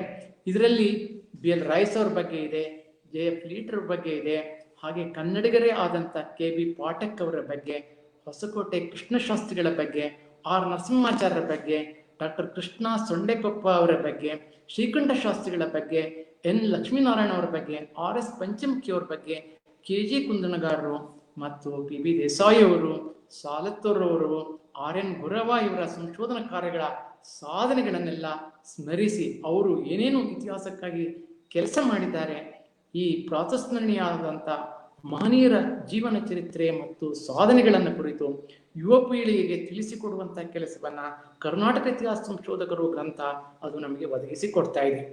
ಇನ್ನು ನಾವು ಅವರ ಶಾಸನ ಸಂಪುಟಗಳ ಬಗ್ಗೆ ನೋಡೋಣ. ಶಾಸನ ಸಾಹಿತ್ಯ ಪರಿಚಯ ಎನ್ನುವಂಥ ಒಂದು ಶಾಸನಗಳ ಸಂಗ್ರಹವನ್ನ, ಕನ್ನಡ ಶಾಸನ ಸಂಗ್ರಹವನ್ನ ಅಣ್ಣಿಗೇರಿಯವರು ಮತ್ತು ಮೇಯುಂಡಿ ಮಲ್ಲಾರಿಯವರು ಸಂಪಾದಿಸಿದಂಥ ಒಂದು ಅಪೂರ್ವವಾದ ಗ್ರಂಥ ಇದು. 1961ರಲ್ಲಿ ಕನ್ನಡ ಸಂಶೋಧನಾ ಸಂಸ್ಥೆಯಿಂದ ಅದು ಪ್ರಕಟಗೊಂಡಿದೆ. ಶಾಸನಗಳು ನಮ್ಮ ನಾಡಿನ ಪ್ರಾಚೀನ ಸಂಸ್ಕೃತಿಯನ್ನು ತಿಳಿಪಡಿಸುವ ಅಪೂರ್ವ ಸಂಪತ್ತಿನಗಳಾಗಿವೆ. ಈ ಶಾಸನಗಳು ರಾಜರ ಶೌರ್ಯ, ಸಾಹಸ ಇವುಗಳನ್ನೆಲ್ಲ ನಮಗೆ ತಿಳಿಸಿಕೊಡ್ತೇವೆ. ಇದರಲ್ಲಿ ನಾವು ಕಮಲಾದಿತ್ಯ, ನಾಗವಾರ, ಸತ್ಕವಿ, ರಾಜವಲ್ಲಭ, ಮಾಧವ ಭಟ್ಟ, ನಾಗಾರ್ಜುನ ಪಂಡಿತ, ಶ್ರೀಕಂಠ ಸೂರಿ, ಬಮ್ಮಣ ಪಂಡಿತ ದೇವ ಹೀಗೆ ಬೇರೆ ಬೇರೆ ಶಾಸನ ಕವಿಗಳ ಕಾವ್ಯ ಪ್ರತಿಭೆಗಳನ್ನ ಇಲ್ಲಿ ತಿಳಿಸಿಕೊಡುವಂತ ಪ್ರಯತ್ನ ಇದರಲ್ಲಿ ಇರುವುದನ್ನು ನಾವು ಕಾಣ್ತೇವೆ. ಮತ್ತೆ ಇದನ್ನು ನೋಡುವಾಗ ನಮಗೆ ಒಂದು ಮಾತು ನೆನಪಿಗೆ ಬರ್ತದೆ. R ನರಸಿಂಹಾಚಾರ್ಯ ಅವರ ಕನ್ನಡ ಶಾಸನ ಪದ್ಯ ಮಂಜರಿ ಏನಿದೆ ಅದನ್ನ ನೆನಪಿಗೆ ತರುವ ಹಾಗೆ ಉತ್ತರ ಕರ್ನಾಟಕದ ಬೇರೆ ಬೇರೆ ಶಾಸನ ಕವಿಗಳನ್ನ ಪರಿಚಯ ಮಾಡಿಕೊಡುವಂತಹ ಕೆಲಸವನ್ನ ಮೇಯುಂಡಿ ಮಲ್ಲಾರಿಯವರು ಮತ್ತು ಅಣ್ಣಿಗೇರಿ ಅವರು ಈ ಗ್ರಂಥದ ಮೂಲಕವಾಗಿ ಮಾಡಿದ್ದಾರೆ. ಹೀಗಾಗಿ ಶಾಸನ ಸಂಚಯ ಸಾಹಿತ್ಯ ಪರಿಚಯ ಏನಿದೆ ಅದು ಬಹಳ ಮಹತ್ವದ ಒಂದು ಸಂಪಾದನೆಯಂತೆ ಹೇಳಬೇಕಾಗ್ತದೆ. ಶಾಸನ ಕಾವ್ಯಗಳು ಐತಿಹಾಸಿಕವಾಗಿದ್ದರೂ ಅದು ಲಿಖಿತ ಕಾವ್ಯಗಳಾಗಿವೆ. ನಮ್ಮ ನಾಡು, ನದಿಗಳು, ಊರುಗಳು, ದೇವಾಲಯಗಳು, ದೇವತೆಗಳು, ರಾಜರು ಹಾಗೂ ನಮ್ಮ ಜನಗಳನ್ನ ಸುಂದರವಾಗಿ ಅಭಿಮಾನಪೂರ್ವಕವಾಗಿ ಆದರೂ ವಾಸ್ತವವಾಗಿ ವರ್ಣಿಸುವುದರಿಂದ ಇವು ನಾಡಗಬ್ಬಗಳಾಗಿವೆ. ಆಯ್ದ ಶಾಸನ ಭಾಗಗಳಿಗೆ ವಿವರಣೆಗಳನ್ನು ಕೊಟ್ಟು ಭಾಷೆಯ ಬೆಳವಣಿಗೆ ದೃಷ್ಟಿಯಿಂದ ಕಾಲಾನುಕ್ರಮದಲ್ಲಿ ಸಂಗ್ರಹಿಸಿ ಸಂಪಾದಿಸಿರುವುದು ಈ ಅಣ್ಣಿಗೇರಿಯವರ ಒಂದು ಮಹತ್ವದ ಕೆಲಸ ಎಂದೇ ಹೇಳಬೇಕಾಗ್ತದೆ. ಮತ್ತೆ R ನರಸಿಂಹಾಚಾರ್ಯರ ಶಾಸನ ಪದ್ಯ ಮಂಜರಿಯ ನಂತರ ಬಂದಂತ ಒಂದು ಎರಡನೆಯ ಗ್ರಂಥ ಇದು ಅಂತ ನಾವು ಹೇಳ್ಬೋದು. ಅವರು ಹೆಚ್ಚಾಗಿ ಹಳೆ ಮೈಸೂರಿನ ಭಾಗದ ಹೆಚ್ಚಿನ ಶಾಸನಗಳನ್ನ ಅವರು ಸಂಗ್ರಹಿಸಿದ್ರೆ, ಅಣ್ಣಿಗೇರಿ ಮತ್ತು ಮೇಯುಂಡಿ ಮಲ್ಲಾರಿಯವರು ವಿಶೇಷವಾಗಿ ಉತ್ತರ ಕರ್ನಾಟಕದ ವಿವಿಧ ಭಾಗಗಳಿಂದ ಆಯ್ದಂತ ಶಾಸನದ ಅವತರಣಿಕೆಗಳನ್ನ ಆಯ್ದುಕೊಟ್ಟಿದ್ದಾರೆ. ಈ ಶಾಸನ ಸಂಚಯದ ಪ್ರಸ್ತಾವನೆ, ಸಂಪಾದಕರ ವಿದ್ವತ್ತು ಮತ್ತು ಅವರ ದುಡಿಮೆ ಬಹಳ ಪರಿಣಾಮಕಾರಿಯಾಗಿ ಇರುವುದನ್ನು ನಾವು ಕಾಣ್ತೇವೆ. ಈ ಶಾಸನ ಸಂಪಾದಕರು ಹೇಳುವ ಒಂದು ಮಾತನ್ನು ಕೂಡ ಇಲ್ಲಿ ನಾನು ಉಲ್ಲೇಖ ಮಾಡಲಿಕ್ಕೆ ಇಷ್ಟಪಡ್ತೇನೆ.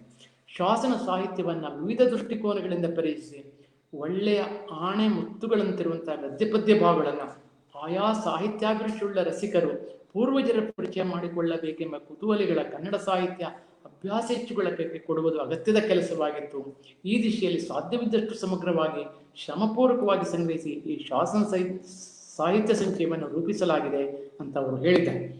ಹಾಗೆ ಅಣ್ಣಿಗೇರಿಯವರು ಮಾಡಿದಂಥ ಇನ್ನೊಂದು ಕೆಲಸ ಅಂದರೆ, ಅವರು ಸಾಹಿತ್ಯ ಪರಿಷತ್ತಿನಲ್ಲಿ ಇದ್ದಂಥ ಸಂದರ್ಭದಲ್ಲಿ ಅವರು ಮತ್ತು ಡಾಕ್ಟರ್ ಆರ್ ಶೇಷಾಸ್ತ್ರಿ ಅವರಿಬ್ಬರೂ ಸೇರಿ ಶಾಸನ ವಿದ್ಯಾರ್ಥಿಗಳಿಗಾಗಿ ರೂಪಿಸಿಕೊಟ್ಟಂತ ಶಾಸನ ಸಂಗ್ರಹ ಏನಿದೆ, ಶಾಸನ ಅದೊಂದು ಪಠ್ಯ ಪುಸ್ತಕ.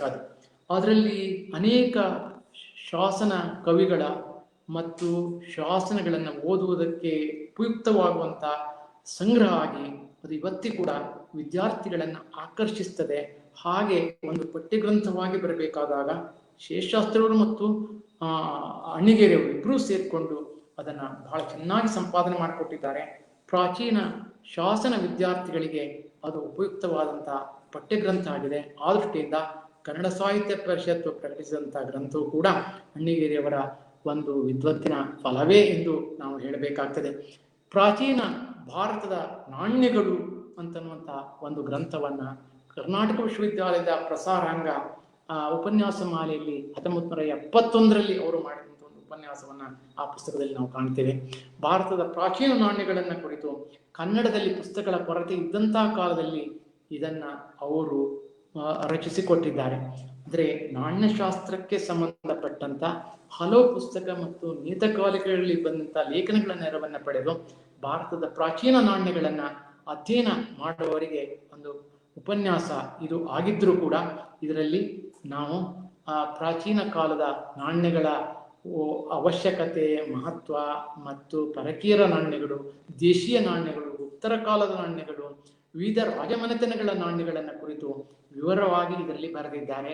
ನಾಣ್ಯಗಳು ಆಯಾ ಕಾಲದ ಆರ್ಥಿಕ ಸ್ಥಿತಿ, ಧರ್ಮ, ಸಂಸ್ಕೃತಿ, ಕಲೆ, ಜನಜೀವನದ ಮೇಲೆ ಹೇಗೆ ಬೆಳಕನ್ನು ಚೆಲ್ತವೆ, ಪ್ರಾಚೀನ ಭಾರತದ ನಾಣ್ಯಗಳನ್ನು ಕುರಿತು ತಿಳಿಯ ಬಯಸುವವರು ಈ ಗ್ರಂಥವನ್ನು, ಇದು ಗ್ರಂಥ ಪುಟ್ಟದಾದರೂ ಕೂಡ ಇದರಲ್ಲಿ ವಿಷಯ ಸಾಕಷ್ಟು ವಿಸ್ತಾರವಾಗಿ ಅದು ಬಂದಿರುವುದನ್ನು ನಾವು ಕಾಣ್ತೇವೆ. ನಾಣ್ಯಶಾಸ್ತ್ರಕ್ಕೆ ಬಂದಿರುವಂತಹ ಗ್ರಂಥಗಳಲ್ಲಿ ಇದು ಒಂದಾಗಿದೆ.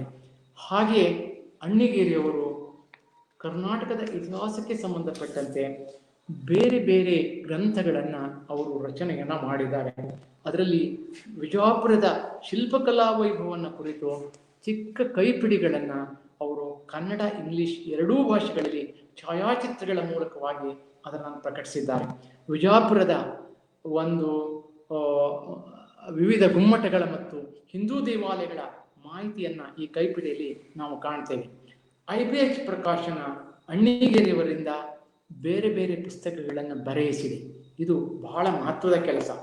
IBH ಸಂಸ್ಥೆ 70ರ ದಶಕದಲ್ಲಿ ಎಷ್ಟೆಲ್ಲ ಪುಸ್ತಕಗಳನ್ನು ಅದು ಪ್ರಕಟ ಮಾಡಿತು. ಇದು ಕರ್ನಾಟಕದ ಸಂಸ್ಕೃತಿ ಪರಂಪರೆಯನ್ನ ಜನಸಾಮಾನ್ಯರಲ್ಲಿ ಮತ್ತು ವಿದ್ಯಾರ್ಥಿಗಳಲ್ಲಿ ಅದನ್ನು ಜನಪ್ರಿಯಗೊಳಿಸುವಂತಹ ಒಂದು ವಿಧಾನ ಆಗಿತ್ತು. PB ದೇಸಾಯಿ ಪುಸ್ತಕವನ್ನು ಅದು ಪ್ರಕಟ ಮಾಡಿತ್ತು.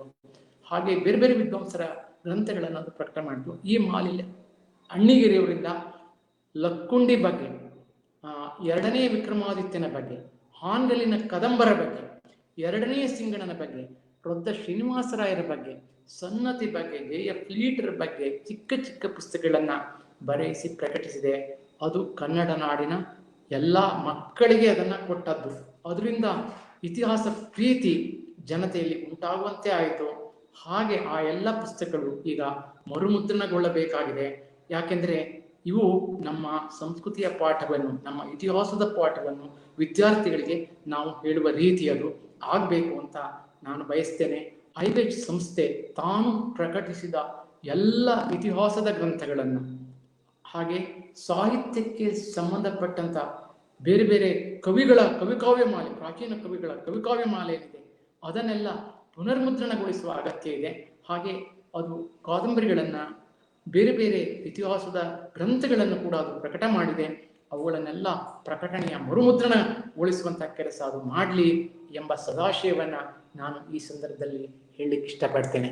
ಕನ್ನಡ ನಾಡಿನ ಇತಿಹಾಸದಲ್ಲಿ ಆಸಕ್ತಿ ಪ್ರೀತಿಯನ್ನ ವಿದ್ಯಾರ್ಥಿಗಳಲ್ಲಿ ಇವತ್ತು ಬೆಳೆಸಬೇಕಾದಂತ ಅಗತ್ಯ ಇದೆ.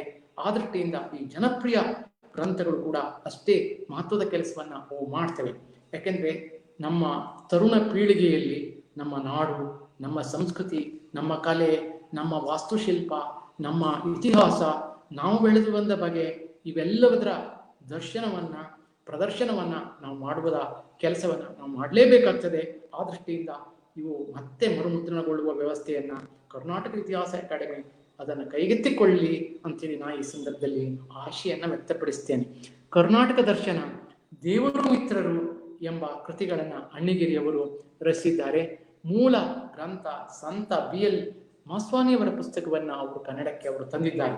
ಕರ್ನಾಟಕದ ಇತಿಹಾಸ, ವಾಸ್ತುಶಿಲ್ಪ, ಮೂರ್ತಿಶಿಲ್ಪ, ದೇವಾಲಯ, ಶಾಸನ, ನಾಣ್ಯ ಮತ್ತು ನಾಡು ನುಡಿಗಾಗಿ ಶ್ರಮಿಸಿದಂತ ದೇಶೀಯ ಮತ್ತು ವಿದೇಶಿಯ ಮಹನೀಯರನ್ನು ಕುರಿತು ಕನ್ನಡದಲ್ಲಿ ಗ್ರಂಥಗಳ ಕೊರತೆ ಇದ್ದಂಥ ಕಾಲದಲ್ಲಿ ಕನ್ನಡಿಗರಿಗಾಗಿ ಕನ್ನಡದಲ್ಲಿಯೇ ಬರೆದು ಜನತೆಯಲ್ಲಿ ಇತಿಹಾಸ ಪ್ರಜ್ಞೆಯನ್ನ, ಮನಸ್ಸಿನಲ್ಲಿ ನಾಡಿನ ಹಿರಿಮೆಯನ್ನು ಪ್ರಜ್ವಲಿಸುವಂತೆ ಮಾಡುವಲ್ಲಿ ಅಣ್ಣಿಗೇರಿಯವರು ಮಹತ್ವದ ಕೆಲಸವನ್ನು ಅವರು ಮಾಡಿದ್ದಾರೆ. ನಾನು ಅಣ್ಣಿಗೇರಿಯವರು ಮಾಡಿದ ಇಂಗ್ಲಿಷ್ ಗ್ರಂಥಗಳ ಬಗ್ಗೆಯೂ ಕೂಡ ನಾನು ಕೆಲವು ಮಾತುಗಳನ್ನು ಈ ಸಂದರ್ಭದಲ್ಲಿ ಹೇಳಲೇಬೇಕು. A guide to the Kannada research institute Dharwad, ಇದು 1958ರಲ್ಲಿ ಅವರು ಬರೆದಂತ ಒಂದು ಪುಸ್ತಕ. ಅದು 1939ರಲ್ಲಿ ಧಾರವಾಡದಲ್ಲಿ ಅಸ್ತಿತ್ವಕ್ಕೆ ಬಂದಂತ ಕನ್ನಡ ಸಂಶೋಧನಾ ಸಂಸ್ಥೆ ಆಗಿನ ಮುಂಬೈ ಸರ್ಕಾರದ ಆಡಳಿತಕ್ಕೆ ಒಳಪಟ್ಟಿತು. BS ಸಾಲೆತ್ತೂರ್ ಅವರು ಮತ್ತು ಅವರು ಆ ಸಂಸ್ಥೆಯ ನಿರ್ದೇಶಕರಾಗಿದ್ದರು.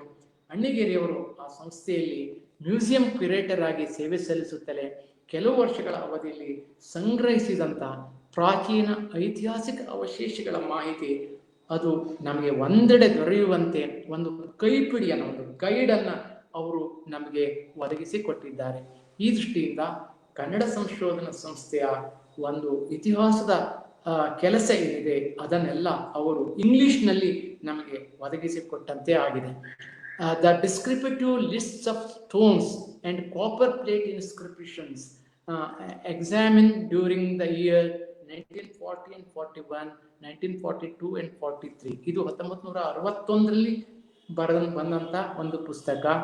ಆಗಿನ ಮುಂಬೈ ಸರ್ಕಾರಕ್ಕೆ ಒಳಪಟ್ಟಂತ ಕನ್ನಡ ಸಂಶೋಧನಾ ಸಂಸ್ಥೆ 1940, 41 ಮತ್ತು 42, 43ರಲ್ಲಿ ಉತ್ತರ ಕರ್ನಾಟಕದ ಧಾರವಾಡ, ವಿಜಯಪುರ, ಕಾರವಾರ, ಅಕ್ಕಲಕೋಟ ಜಿಲ್ಲೆಗಳಲ್ಲಿ ಸಂಬಂಧಿಸಿದಂತ ಶಾಸನಗಳನ್ನ ಅಣ್ಣಿಗೇರಿಯವರು ಅವರು BR ಜೋಶಿ ಅವರೊಂದಿಗೆ ಅಚ್ಚುಕಟ್ಟಾಗಿ ಇದರಲ್ಲಿ ಸಂಪಾದನೆ ಮಾಡಿಕೊಟ್ಟಿದ್ದಾರೆ. ಕನ್ನಡ ಸಂಶೋಧನಾ ಸಂಸ್ಥೆಯಲ್ಲಿರುವಂತಹ ಶಾಸನಗಳು ಯಾವ್ಯಾವುದು, ಶಾಸನ ಸಂಗ್ರಹ ಕೆಲಸ 4 ಜಿಲ್ಲೆಗಳಲ್ಲಿ ಹೇಗೆ ನಡೆಯಿತು ಉತ್ತರ ಕರ್ನಾಟಕದಲ್ಲಿ, ಇದನ್ನೆಲ್ಲ ನಾವು ಪರಿಶೀಲನೆ ಮಾಡಲಿಕ್ಕೆ ಇದು ಸಹಾಯಕವಾಗ್ತದೆ. ಶಾಸನ ಸಂಗ್ರಹ ಮತ್ತು ಸಂಪಾದನೆ, ಶಾಸನಗಳನ್ನ ಸಂಪುಟಗಳಲ್ಲಿ ತರುವಂತಹ ಕೆಲಸದಲ್ಲಿ ಕೂಡ ಅಣ್ಣಿಗೇರಿಯವರು ಮಹತ್ವದ ಕೆಲಸ ಮಾಡಿದ್ದಾರೆ. ಕ್ಷೇತ್ರ ಕಾರ್ಯ ಸಂಶೋಧನೆಯನ್ನು ಅವರು ಮಾಡಿದ್ದಾರೆ ಮತ್ತು ಸಂಪಾದನೆ ಕೆಲಸವನ್ನ, ಶಾಸನ ಸಂಪಾದನೆ ಕೆಲಸವನ್ನು ಅವರು ಮಾಡಿದ್ದಾರೆ. A descriptive catalogue of manuscripts in Kannada research institute Dharwad ಅಂತಕ್ಕಂಥದ್ದು ಇಂಗ್ಲಿಷ್ನಲ್ಲಿ ಇರತಕ್ಕಂಥ ಅಲ್ಲಿಯ ಕನ್ನಡ ಸಂಶೋಧನಾ ಸಂಸ್ಥೆಯಲ್ಲಿರುವ ಹಸ್ತಪ್ರತಿಗಳ ಬಗ್ಗೆ ಅವರು ಸಂಪಾದಿಸಿದಂಥ ಇನ್ನೊಂದು ಪುಸ್ತಕ ನಮ್ಮ ಮನಸ್ಸನ್ನು ಸೆಳೆಯುತ್ತದೆ. ಅಲ್ಲಿ ವೀರಶೈವ ಕಾವ್ಯಗಳು ಯಾವುದು, ಬ್ರಾಹ್ಮಣ ಕಾವ್ಯಗಳು ಯಾವುದು, ಜೈನ ಧರ್ಮಕ್ಕೆ ಸಂಬಂಧಪಟ್ಟಂತ ಹಸ್ತಪ್ರತಿ ಯಾವುದು, ಪುರಾಣಗಳು ಯಾವ್ಯಾವುದಿದೆ, ವಚನಗಳು ಯಾವ್ಯಾವುದಿದೆ, ಭಕ್ತಿಪರ ಹಾಡುಗಳು ಯಾವುದು, ತಾತ್ವಿಕ ಬೋಧನೆಗಳು ಯಾವುದು, ಸುಭಾಷಿತಗಳು ಯಾವುದು, ವೈದ್ಯಶಾಸ್ತ್ರಕ್ಕೆ ಸಂಬಂಧಪಟ್ಟಂತದ್ದು ಯಾವುದು, ಹೀಗೆ 47 ಜನ ಕೃತಿಕಾರರ ಕೃತಿಗಳು ಈ ಸಂಗ್ರಹದಲ್ಲಿವೆ. ಒಂದು ನನ್ನ ವೈಯಕ್ತಿಕ ಅನುಭವವನ್ನು ಇಲ್ಲಿ ನಾನು ಹೇಳಬೇಕು. ಅಂದ್ರೆ ನಾನು ತಿಗಳಾರಿ ಲಿಪಿ ಬಗ್ಗೆ ಒಂದು ಲೇಖನವನ್ನ 1974ರಲ್ಲಿ ಕರ್ನಾಟಕ ಭಾರತೀಯ ಸಂಶೋಧನಾ ಪತ್ರಿಕೆಯಲ್ಲಿ ನಾನು ಅದನ್ನು ಬರೆದೆ. ಆ ಬರೆಯುವಂತಹ ಸಂದರ್ಭದಲ್ಲಿ ಕನ್ನಡ ಸಂಶೋಧನಾ ಸಂಸ್ಥೆಯಲ್ಲಿ ತಿಗಳಾರಿ ಲಿಪಿಯ ಯಾವ್ಯಾವ ಹಸ್ತಪ್ರತಿ ಇದೆ ಅಂತ ಹುಡುಕ್ಲಿಕ್ಕೆ ನನಗೆ ಅಣ್ಣಿಗೇರಿಯವರು ಆಗ ಸಹಾಯ ಮಾಡಿದ್ರು. ಅಣ್ಣಿಗೇರಿಯವರು ಹೇಳಿದ್ರು, ತಿಗಳಾರಿ ಲಿಪಿಯ ಹಸ್ತಪ್ರತಿ ನಮ್ಮ ಒಂದು ಮ್ಯೂಸಿಯಂನಲ್ಲೂ ಇದೆ, ನೀವು ಬನ್ನಿ ಅಂತ ಅವರು ತೋರಿಸಿದ್ರು. ಅಂದ್ರೆ ಒಂದು ರೀತಿಯಲ್ಲಿ ಎಲ್ಲ ನಮ್ಮ ಧರ್ಮ ಶಾಖೆಗಳಿಗೆ ಸಂಬಂಧಪಟ್ಟಂತ ಹಸ್ತಪ್ರತಿಗಳ ಸಂಗ್ರಹ ಕಾರ್ಯ ಕೂಡ ಆ ಕಾಲದಲ್ಲಿ ನಡೆಯಿತು. ಹೀಗಾಗಿ ಒಂದು ಮ್ಯೂಸಿಯಂ ಏನಿದೆ, ಕನ್ನಡ ಸಂಶೋಧನಾ ಸಂಸ್ಥೆಯ ಮ್ಯೂಸಿಯಂ ಏನಿದೆ ಅದು ಬೆಳವಣಿಗೆ ಹೊಂದಲಿಕ್ಕೆ ಅವರು ಕೂಡ ದುಡಿದಿದ್ದಾರೆ. ಇನ್ನು ಬೇರೆ ವಿದ್ವಾಂಸರು ಕೂಡ ಕೆಲಸ ಮಾಡಿದ್ದಾರೆ. ಕನ್ನಡ ಸಂಶೋಧನಾ ಸಂಸ್ಥೆಯಲ್ಲಿ ಶಾಸನಗಳ ಸಂಗ್ರಹ ಆಗಿದೆ, ಮೂರ್ತಿ ಶಿಲ್ಪಗಳನ್ನು ನಾವು ಅಲ್ಲಿ ಕಾಣ್ತೇವೆ, ಚಿತ್ರಗಳನ್ನು ಕಾಣ್ತೇವೆ. ಧಾರವಾಡದ ಕನ್ನಡ ಸಂಶೋಧನಾ ಸಂಸ್ಥೆ ವೀರಗಲ್ಲುಗಳನ್ನು ಹೊಂದಿದೆ, ಮಾಸ್ತಿಕಲ್ಲುಗಳನ್ನು ಹೊಂದಿದೆ. ಹೀಗಾಗಿ ಆ ಸಂಶೋಧನಾ ಸಂಸ್ಥೆಯ ವಸ್ತು ಸಂಗ್ರಹಾಲಯ ಇವತ್ತು ಕೂಡ ಅದು ಒಂದು ವಿಶ್ವವಿದ್ಯಾಲಯದ ಹೃದಯ ಕೇಂದ್ರ ಆಗಿದೆ. ಆ ದೃಷ್ಟಿಯಿಂದ ಕನ್ನಡ ಸಂಶೋಧನಾ ಸಂಸ್ಥೆಯ ಹಸ್ತಪ್ರತಿ ಭಂಡಾರಕ್ಕೆ ಸಂಬಂಧಪಟ್ಟಂತೆ ಇಂಗ್ಲಿಷ್ನಲ್ಲಿ ಅವರು ದಾಖಲೆಯನ್ನ ನಮಗೆ ಒದಗಿಸಿಕೊಟ್ಟಿದ್ದಾರೆ. ಹೀಗಾಗಿ ಅದೊಂದು ಮಹತ್ವದ ಕೆಲಸವೆಂದೇ ಹೇಳಬೇಕು. ಕರ್ನಾಟಕ ಇನ್ಸ್ಕ್ರಿಪ್ಷನ್ಸ್ ವಾಲ್ಯೂಮ್ 4 ಅದರಲ್ಲಿ ಕನ್ನಡ ರಿಸರ್ಚ್ ಇನ್ಸ್ಟಿಟ್ಯೂಷನ್ ಧಾರವಾಡ ಈ ಒಂದು ಗ್ರಂಥ ಏನಿದೆ ಅದರಲ್ಲಿ ಕನ್ನಡ ಸಂಶೋಧನಾ ಸಂಸ್ಥೆ 1949-50ರಲ್ಲಿ 1950 ಮತ್ತು 51ರ ಅವಧಿಯಲ್ಲಿ ಸಂಗ್ರಹಿಸಿದಂಥ 55 ಶಾಸನಗಳನ್ನು ಇಂಗ್ಲಿಷ್ನಲ್ಲಿ ಟಿಪ್ಪಣಿ ಬರೆದು ಶಾಸನಗಳ ಪಠ್ಯವನ್ನು ಕನ್ನಡದಲ್ಲಿ ಅವರು ಕೊಟ್ಟಿದ್ದಾರೆ. ವಿವಿಧ ಅರಸುಮನೆತನಗಳ ಶಾಸನಗಳನ್ನು ಕ್ರಮವಾಗಿ ಸಚಿತ್ರ ಪಡಿಯಚ್ಚುಗಳೊಂದಿಗೆ ಅತ್ಯಂತ ಪರಿಶ್ರಮ ವಹಿಸಿ ಅವರು ಸಂಪಾದಿಸಿಕೊಟ್ಟಿದ್ದಾರೆ. ಅಣ್ಣಿಗೇರಿಯವರಿಗೆ ಕನ್ನಡ ನಾಡು, ನುಡಿ, ಇತಿಹಾಸ, ಸಂಸ್ಕೃತಿ ಬಗ್ಗೆ ಇದ್ದಂಥ ಪ್ರೀತಿಯನ್ನ, ಅವರ ಸತತ ದುಡಿಮೆಯನ್ನ ನಿರ್ದೇಶಕರಾಗಿದ್ದಂಥ BS ಸಾವತ್ತರವರು ಬಹಳ ಮೆಚ್ಚುಗೆಯಿಂದ ಪ್ರಶಂಸೆ ಮಾಡಿ ಮುನ್ನುಡಿಯಲ್ಲಿ ಅವರ ತಾಳ್ಮೆ, ಪರಿಶ್ರಮ, ಶ್ರದ್ಧೆಗಳನ್ನ ಆ ಗ್ರಂಥದಲ್ಲಿ ಕೊಂಡಾಡಿದ್ದಾರೆ. ಹೀಗಾಗಿ ಅಣ್ಣಿಗೇರಿಯವರು ಮಾಡಿದಂಥ ಸಂಶೋಧನೆ ಕೆಲಸ, ಶಾಸನ ಸಂಪಾದನೆಯ ಕೆಲಸ ಮತ್ತು ಕ್ಷೇತ್ರ ಕಾರ್ಯ ಸಂಶೋಧನೆ ಏನಿದೆ, ಫೀಲ್ಡ್ ರಿಸರ್ಚ್ ಏನಿದೆ, ಅದು ಕೂಡ ಮಹತ್ವದ್ದು. ಅದನ್ನ ಆ ಕಾಲದಲ್ಲಿ ಉತ್ತರ ಕರ್ನಾಟಕದಲ್ಲಿ ಅವರು ಕೈಕೊಂಡ್ರು. ಮತ್ತು ಪಠ್ಯಪುಸ್ತಕ ಮಂಡಳಿ ಕರ್ನಾಟಕ ವಿಶ್ವವಿದ್ಯಾಲಯದಲ್ಲಿ ಏನಿತ್ತು 70ರ ದಶಕದಲ್ಲಿ, ಆಗ ಇವರು ಅಲ್ಲಿ ಸಂಶೋಧನಾ ಸಹಾಯಕರಾಗಿ ಅನೇಕ ಇತಿಹಾಸದ ಗ್ರಂಥಗಳ ಕರಡು ತಿದ್ದುವ ಕಾರ್ಯವನ್ನು ಅವರು ಮಾಡಿದ್ರು. ಆ ಕೆಲವು ತಿದ್ದುಪಡಿಯನ್ನೆಲ್ಲ ಅವರು ಮಾಡಿದ್ರು, ಪರಿಷ್ಕರಣ ಮಾಡಿದ್ರು, ಹೊಸದಾಗಿ ಅದನ್ನು ಬರೆಯುವಂತ ಕೆಲಸ, ಎಲ್ಲ ರೀತಿಯ ಒಂದು ಸಂಶೋಧನೆ ಕೆಲಸ ಏನಿದೆ ಅದನ್ನೆಲ್ಲ ಅವರು ಮಾಡಿದ್ರು.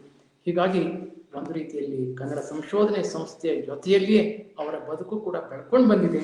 ಇಂಗ್ಲಿಷ್ನಲ್ಲಿ ಅವರು ಅದನ್ನೆಲ್ಲ ಬರೆದದ್ರಿಂದ ನಮಗೆ ಪಾಶ್ಚಾತ್ಯ ದೇಶದವರು ಕೂಡ ಅದನ್ನ ಓದಲಿಕ್ಕೆ, ಅದನ್ನ ಮನನ ಮಾಡಲಿಕ್ಕೆ ಇದು ಅನುಕೂಲವಾಗಿ ಇದೆ ಅಂತ ಹೇಳಿ ನಾವು ಹೇಳಬಹುದು. ಅಣ್ಣಿಗೇರಿಯವರು ಮಾಡಿದ ಇನ್ನೊಂದು ಮಹತ್ವದ ಕೆಲಸದ ಬಗ್ಗೆ ಕೂಡ ನಾವು ಇಲ್ಲಿ ಪ್ರಸ್ತಾಪ ಮಾಡಬೇಕು. ಅದು ಏನು ಅಂತಂದ್ರೆ, 1 ವರ್ಷ ಆ ಕಾಲದಲ್ಲಿ ಪುಸ್ತಕ ಪ್ರಕಟಣೆಯ ಕೆಲಸ.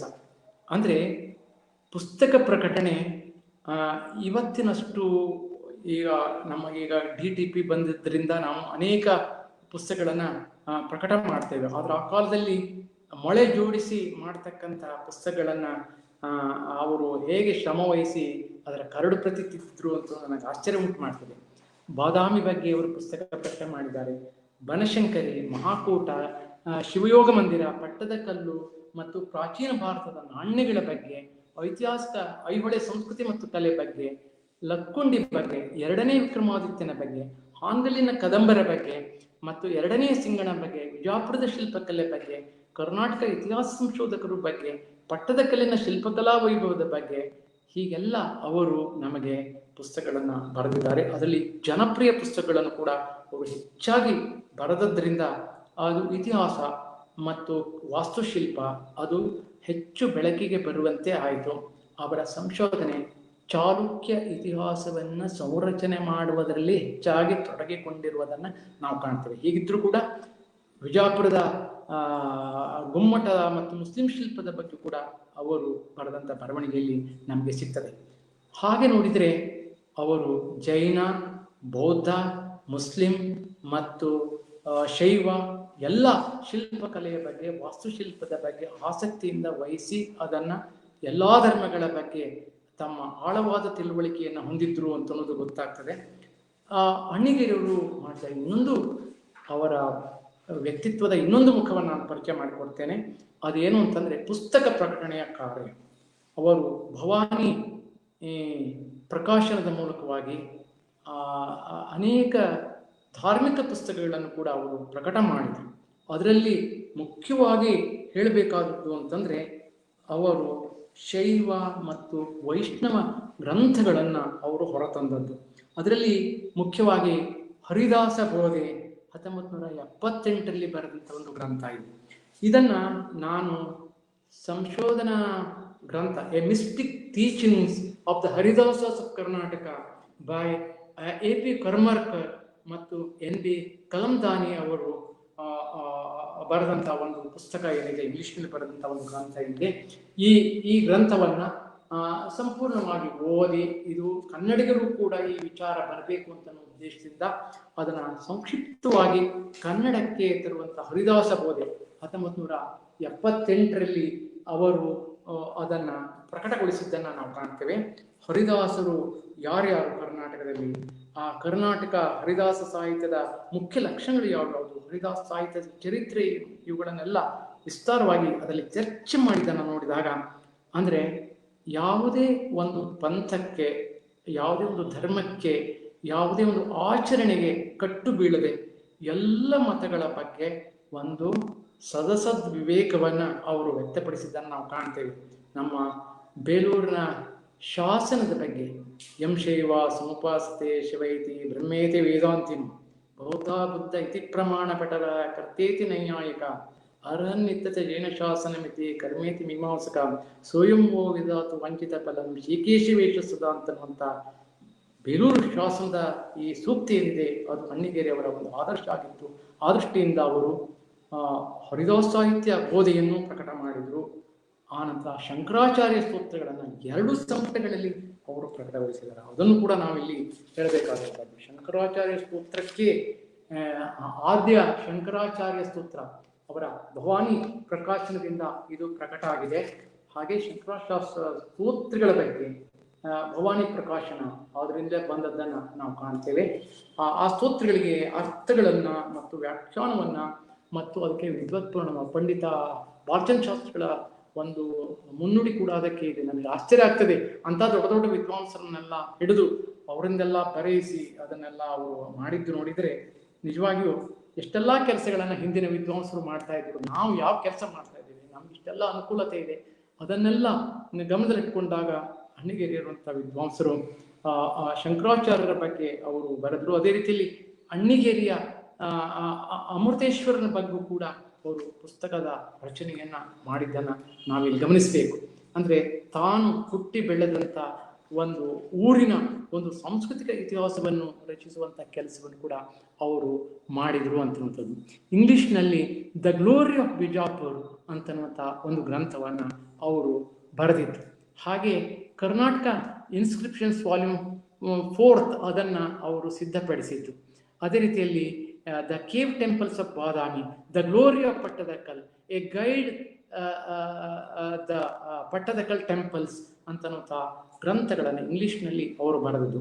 ಇವೆಲ್ಲ ಜನಪ್ರಿಯ ಪುಸ್ತಕಗಳಾಗಿದ್ದರೂ ಕೂಡ ಅದು ಇತಿಹಾಸದ ಬಗ್ಗೆ ಆಸಕ್ತಿ ಉಳ್ಳವರು ಅದನ್ನು ಓದತಕ್ಕಂಥ ಕೃತಿಗಳಾಗಿವೆ. ಹೀಗಾಗಿ ಅನೇಕ ಜನಪ್ರಿಯ ಕೃತಿಗಳನ್ನು ಅವರು ಬರೆದರು. ಯಾಕೆ ಬರೆದರು ಅಂತ ಕೇಳಿದರೆ, ಒಂದು ಆ ಕಾಲದಲ್ಲಿ ಇರತಕ್ಕಂಥ ಬಡತನ ಮತ್ತು ಹಸಿವು, ಜ್ಞಾನದ ಹಸಿವು, ಇದು ಅವರನ್ನು ಈ ರೀತಿಯಲ್ಲಿ ಬರವಣಿಗೆ ಮಾಡಲಿಕ್ಕೆ ಪ್ರೇರಿಸಿದೆ. ಮೇವುಂಡಿ ಮಲ್ಲಾರಿಯವರಿಗೆ ಮತ್ತು ಅಣ್ಣಿಗೇರಿಯವರಿಗೆ ನಮ್ಮ ವಿಶ್ವವಿದ್ಯಾಲಯದಲ್ಲಿ ಸಂಶೋಧನಾ ಸಹಾಯಕರಾಗಿ ಅವರು ಕೆಲಸ ಮಾಡಿದರು. ಕರ್ನಾಟಕದ ಇತಿಹಾಸ ನಿರ್ಮಾಪಕರ ಮಾಲೆಯಲ್ಲಿ ಅವರ ಕೊಡುಗೆ ಏನಿದೆ ಅದನ್ನು ಕೂಡ ಇಟ್ಟದ್ದು ಬಹಳ ಸಂತೋಷವನ್ನ ಉಂಟು ಮಾಡ್ತದೆ. ಈ ರೀತಿಯಲ್ಲಿ ನಮ್ಮ ಇತಿಹಾಸ ಕ್ಷೇತ್ರಕ್ಕೆ ಅಮೂಲ್ಯ ಕೊಡುಗೆಯನ್ನ ಅವರು ಕೊಟ್ಟಿದ್ದಾರೆ. ಅವರ ಐಹೊಳೆ ಇತಿಹಾಸ ಶಿಲ್ಪಕಲೆಗೆ ಸಂಬಂಧಪಟ್ಟಂತ ವಿಷಯ ಹೇಗೆ ಒಂದು ವಾಗ್ವಾದವನ್ನೇ ಕನ್ನಡದಲ್ಲಿ ನಿರ್ಮಾಣ ಮಾಡಿದೆ ಅಂತ ವಿಚಾರವನ್ನು ನಾನು ಪ್ರಸ್ತಾಪ ಮಾಡಿದ್ದೇನೆ. ಕನ್ನಡ ಮತ್ತು ಇಂಗ್ಲಿಷ್ನಲ್ಲಿ ಇತಿಹಾಸ ಕೃತಿಗಳನ್ನು ರಚಿಸಿಕೊಟ್ಟಂತ ಎಂ ಅಣ್ಣಿಗೇರಿಯವರು ಕನ್ನಡ ವಿದ್ವತ್ತಿಗೆ, ಕನ್ನಡ ಒಂದು ಶಾಸನ ಸಂಪತ್ತಿಗೆ ಮತ್ತು ಚಾಲುಕ್ಯ ವಾಸ್ತುಶಿಲ್ಪದ ಅಧ್ಯಯನಕ್ಕೆ ಮಹತ್ವದ ಕೊಡುಗೆಯನ್ನು ಕೊಟ್ಟಂತೆ ಆಗಿದೆ. ಸರ್ವಧರ್ಮ ಸಮಭಾವ ಅವರ ವ್ಯಕ್ತಿತ್ವದ ವಿಶಿಷ್ಟತೆ ಆಗಿತ್ತು ಅಂತನ್ನೋದು ಅವರ ಗ್ರಂಥಗಳಿಂದ, ಲೇಖನಗಳಿಂದ ತಿಳಿದು ಬರ್ತದೆ. ಕರ್ನಾಟಕ ಸಂಸ್ಕೃತಿಯ ಪ್ರಧಾನ ಲಕ್ಷಣಗಳಲ್ಲಿ ಸರ್ವಧರ್ಮ ಸಮಭಾವ ಕೂಡ ಒಂದಾಗಿದೆ.